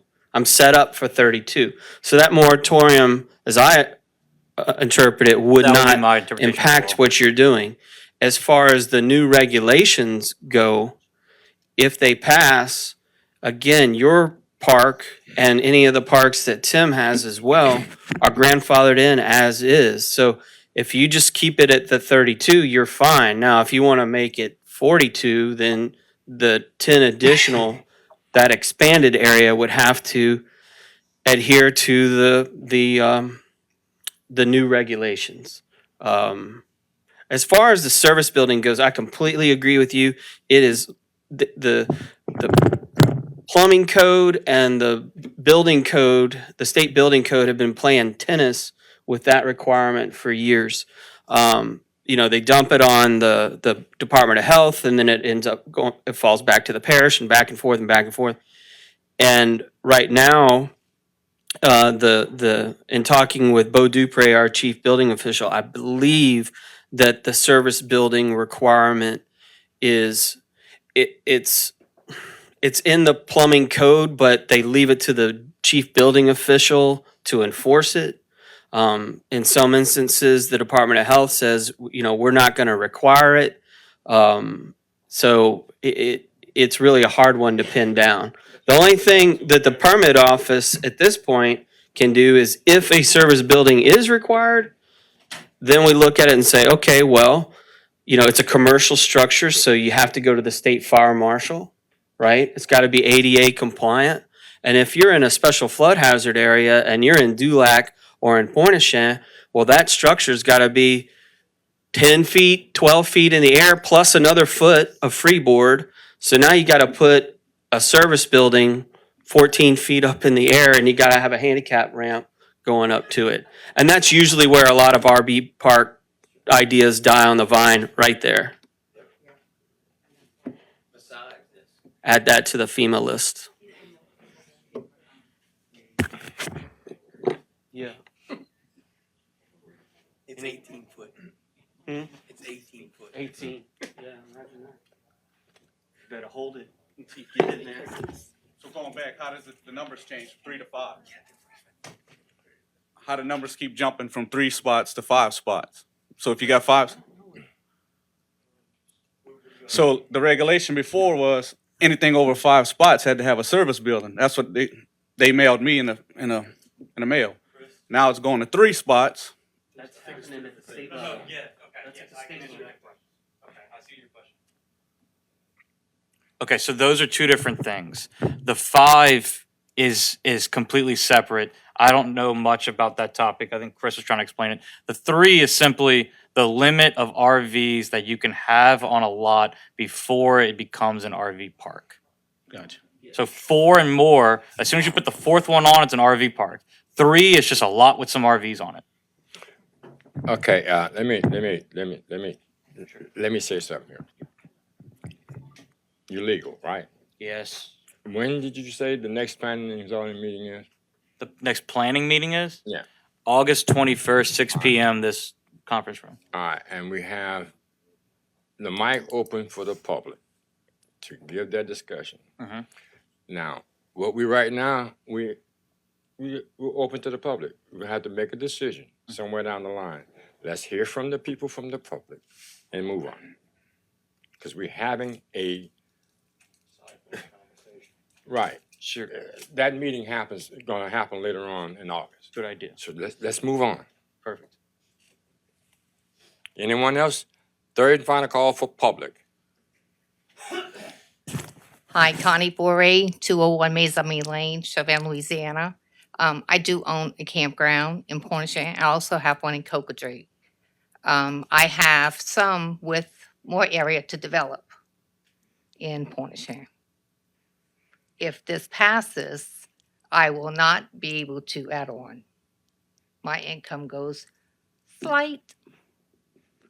Right now, funding, we just had Ida. We're going to continue to go back because Ida wiped a lot of people's pocketbooks out.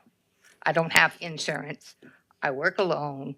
Steve can tell you I work. Kim can tell you I can work. Mr. Danny can tell you. Everyone can tell you. It's not easy out there. I try to do the best I can without help. I work for it. In order for me to extend 30 more campers, it's a big chunk. So it's more, what used to be $1,000 for a meter is now $3,500 for a meter. And then looking at what we were facing with the waterworks, if waterworks came in, which I think that is postponed, it was going up to, was $30 for the meter, now it's $30 every spigot they were trying to put us on. So my water bill would go from $100 to $3,000. That's not a big chunk. I just think that this is not going to be good for the parish. There's limited everything to do here. There's nothing to do in Pointe-au-Chien other than fish, enjoy the people and the time, quality time. So, Mr. Trushko? Yeah, Connie, I just think okay, about that. the moratorium is not going to stop you from expanding your campground, okay? I think you If just said that. what's going to stop you is the ordinance that planning is coming up with, if anything stops you. This just stops you from doing it now until that comes out.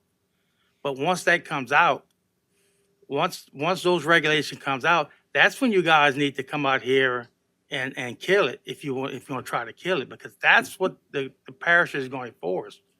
This is just stopping anything from happening until that ordinance comes to the council from planning, the planning commission.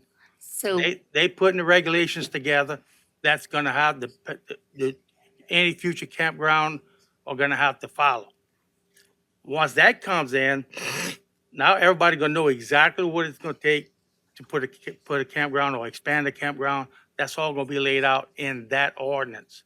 That's not what's on the table today. So who's to say I don't have what they're proposing now at my place? If I go in for a permit tomorrow, as you just said, I can't get one. Right. But what if I have, that's already there, you turn me down? I've been through this rodeo already. I've played this game, and I can tell you, as you know, I might say I'm not doing this. In the end, I'm doing it because it's only gonna come back to get me. And I just soon pay for it now than pay for it later. I mean, that's, the service building, we're talking about a service, but the service building almost made me lose my mind. And it was 2 campers per lot, my mouth was so dry. 2, before it was a park before. The service building, like they said, 18, 20 feet up in the air. Do you know how long the ramp's gonna be? So now I have a cargo building. Storm comes in, roll it out. Wheelchair, it has to be handicap accessible. For handicapped people, but their campers aren't. But my buildings have to be.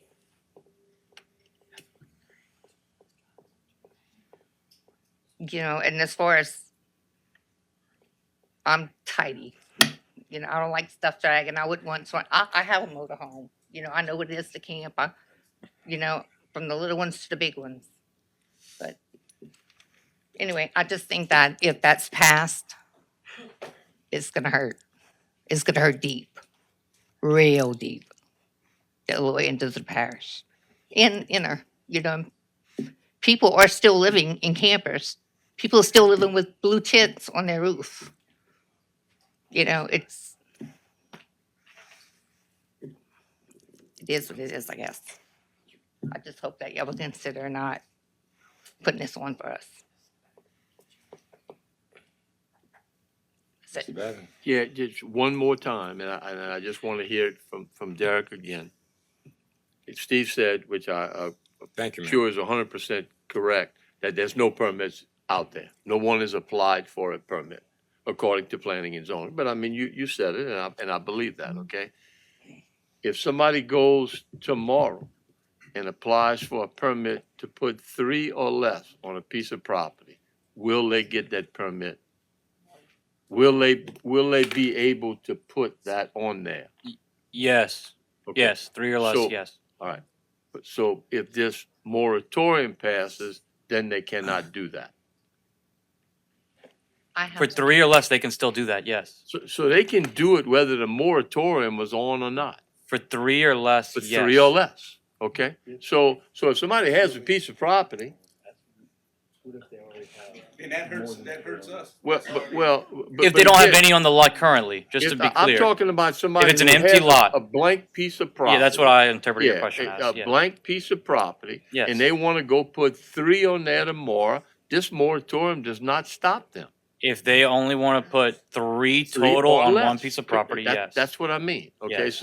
So my point is that this moratorium only applies to 3 or more. 4 or more, yes. 4 or more, excuse me. And the planning commission is coming up with rules that are gonna come to us for us to promulgate somewhere down the line, which is gonna probably take at least 90 days. So in essence, this is almost a moot issue. I mean, that's how I see it. Yeah, Okay. yeah. Because if we're trying to stop somebody to put 1 RV or 2 or 3, we're not stopping them with this. You're correct. Okay, thank you. Uh-huh.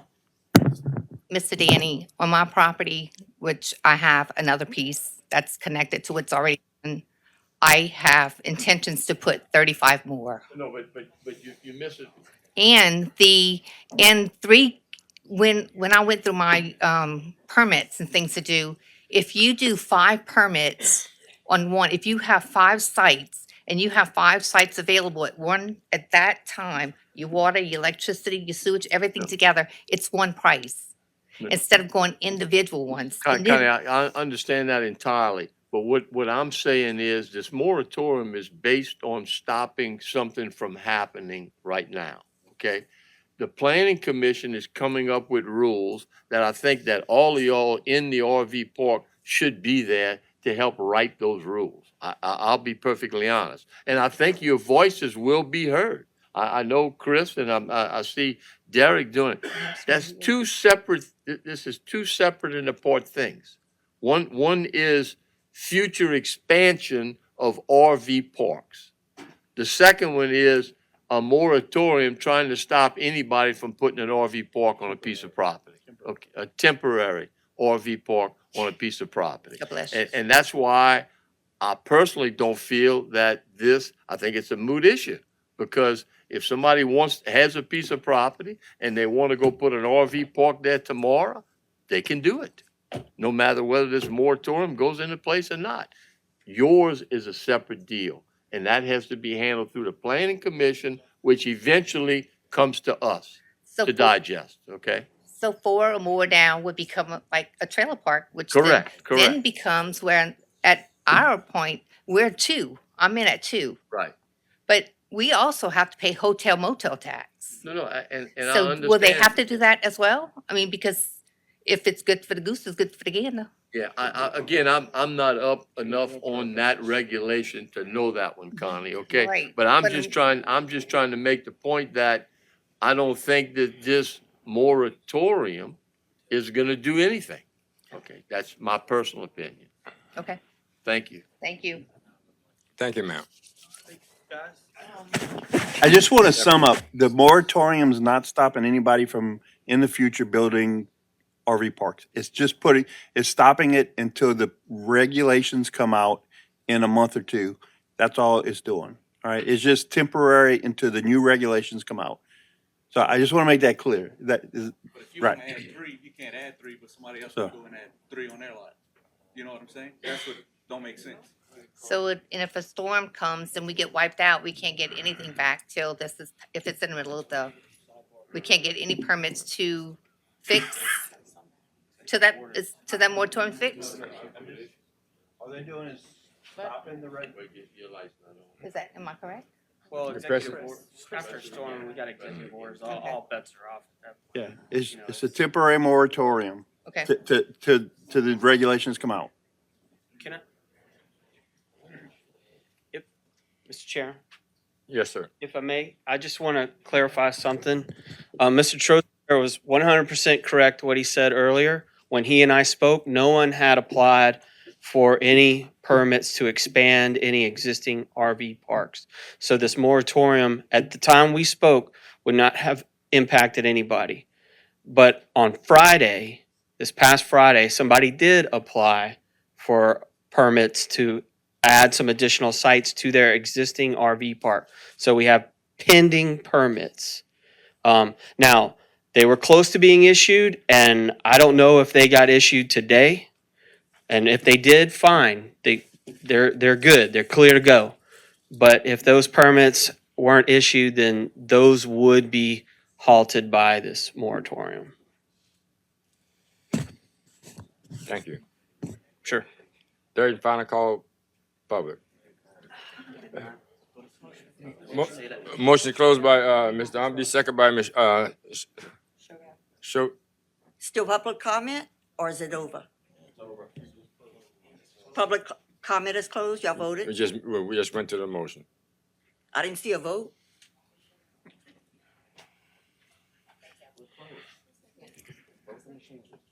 Well, vote your machine.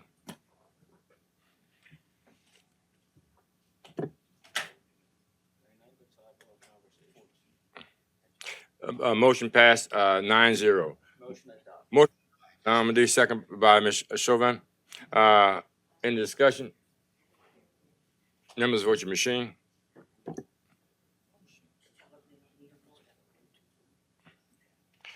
Motion passes, 7 yeas, 2 nays. Motion passes. Okay. Ordinance adopt.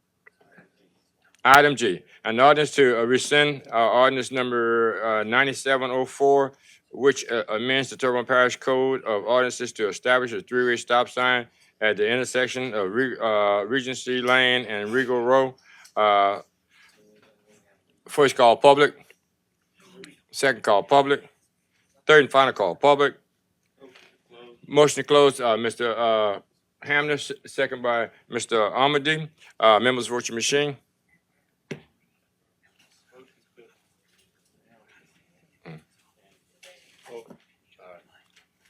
Motion passes 9-0. Motion adopted by Mr. Hamner, second by Mr. Amady. In the discussion, members, vote your machine.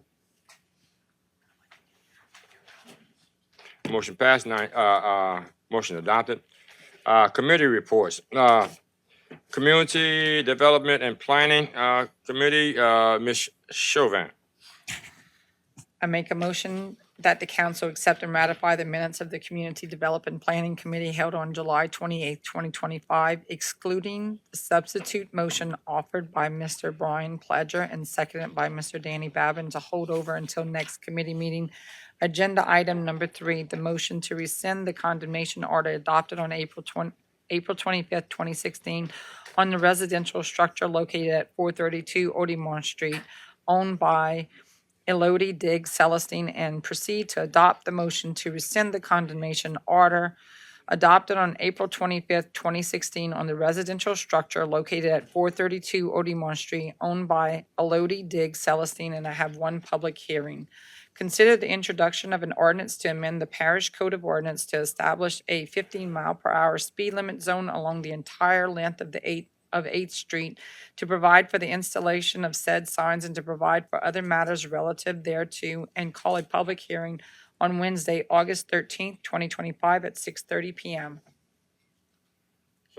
Motion by Ms. Chauvin, second by Mr. Pleasure. In the discussion, members, vote your machine.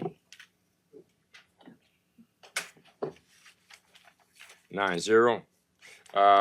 B, Public Service Committee, Mr. Voisin. Light, sir. There you go. Thank you, Mr. Chair. I make a motion that the council accept and ratify the minutes of the Public Service Committee held on Monday, July 28, 2025, and I have no public hearings. Thank you. Motion by Mr. Voisin, second by Mr. Trustclair. In the discussion, members, vote your machine. Motion passed 9-0. Budget and Finance Committee, Mr. Pleasure, please. Make a motion that the council accept and ratify the minutes of Budget and Finance Committee held on Monday, July 28, 2025, and I have 3 public hearings. Number 1, consider the introduction of an ordinance to declare as surplus adjudicated property located at 251 Orange Street, in which the parish has 89%, and call a public hearing on said matter on Wednesday, August 13th, 2025 at 6:30 p.m. Number 2, consider the introduction of an ordinance to declare as surplus 7 adjudicated properties in which the parish has 100%, and call a public hearing on said matter on Wednesday, August 13th, 2025 at 6:30 p.m. Number 3, consider the introduction of an ordinance to amend the 2025 adopted operating budget and 2025 5-year capital outlay budget of the Terrebonne Parish Consolidated Government for the following items. Item number 1, Ashland Landfill, $28,350. Item number 2, North Treatment Plant Safe Room, $61,728. Item number 3, Federal Emergency Management Agency Geraldine Pump Station, $90,000, plus $90,000, Mr. Babin. Item number 4, Homa Downtown Development Donations, $2,935. Item number 5, Homa Downtown Development, $55,857. Item number 6, emergency preparedness, $23,839. Item number 7, Bayou Terrebonne Pump Station, $160,000. Call a public hearing on said matter on Wednesday, August 13th, 2025 at 6:30 p.m. Moved by Mr. Pleasure, second by Mr. Babin. Any discussion? Members, vote your machine. Motion passed. Street lights. As per. Who? Mr. Trustclair, second by Mr. Pleasure. Members, vote your machine. Eight, 8-0. Appointments of various boards and commissioners and committees and commissions. Homer Board of Adjustments, one vacancy due to resignation. Mr. Aaron Wolf submits application and resume for consideration. Ms. Connie Bird submits application and resume for consideration. Open, close, and voice vote. Mr. Babin, second by Mr. Trustclair. Members, vote your machine. We on vote. Voice vote. Ms. Alicia Mr. Harding, Wolf. Mr. Voisin, Mr. Amity, Mr. Champagne, Mr. Hamner, Mr. Babin, Hold up. What is that? Ms. Chauvin, Mr. Trustclair, Mr. Pleasure, 9 for Mr. Wolf. Yeah, congratulations to Mr. Wolf. Wolf. He's not in the audience, huh? No, he. Yeah. Okay. Item 6, engineering reports as per. Yeah. Okay, Mr. Walter. I'm sorry, I didn't see it. Thank you, Mr. Chair. Just like to congratulate Mr. Wolf and to ask Ms. Berg, my vote was because he had been an alternate on the board, and I would definitely encourage you to do that. Go for that alternate. I plan to. Thank you, Ms. Berg. Thank you for acknowledging that. Thank you, ma'am. Not a problem. I understood you as an alternate, and I attend all the meetings already anyway. Thank you very much, okay? Vacancies of various boards, committees in the commission, Recreation District Number 3 Board, 1 vacancy due to resignation. Recreation District Number 6 Board, 1 vacancy due to resignation.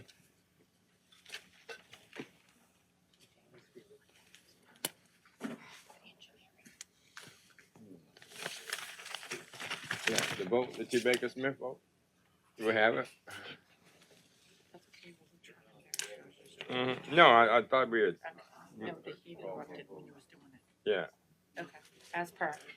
As per, we can actually have the vote for that because we haven't went forward, right? Yeah. It was Chauvin. Ms. Chauvin and second by Mr. Amity, and we have 9 voting machine. We were going into 8-0. We good. Now, so we got the monthly report. We have the vacancies, various boards and commissions. Recreation 3A Board, 1 vacancy due to resignation. Recreation District Number 6 Board, 1 vacancy due to resignation. Recreation District Number 10 Board, 1 expiring term on 9/11/2025. Fire District Number 5 Board, 1 expiring term. Coastal Fire Department, Fire Protection District Board, 1 expiring term. Bayou Blue Fire Protection District Board, 1 expiring term on 9/13/25. Downtown Development Corporation, 1 expiring term representing the Historical Society. Consolidated Waterworks District Number 1 Board, 1 expiring term. Homer Board of Adjustments, 1 vacancy due to resignation, alternate member position, and 1 expiring term 9/1/25. 3 expiring terms on 9/9/25. Veterans Memorial Board, 2 expiring terms on 9/17/25. Announcements, Madam President. Yes, sir. I want to announce on August 2nd, 8 a.m. to 12 p.m., market at the marina underneath the twin spans on the west side. On August 9th, from 11 a.m. to 2 p.m. at the Regional Military Museum, it's going to be Purple Heart Day. And a guest speaker, Colonel Aviation, United States, Bob Mitchell, 2-time Purple Heart recipient. Free admission and light lunch.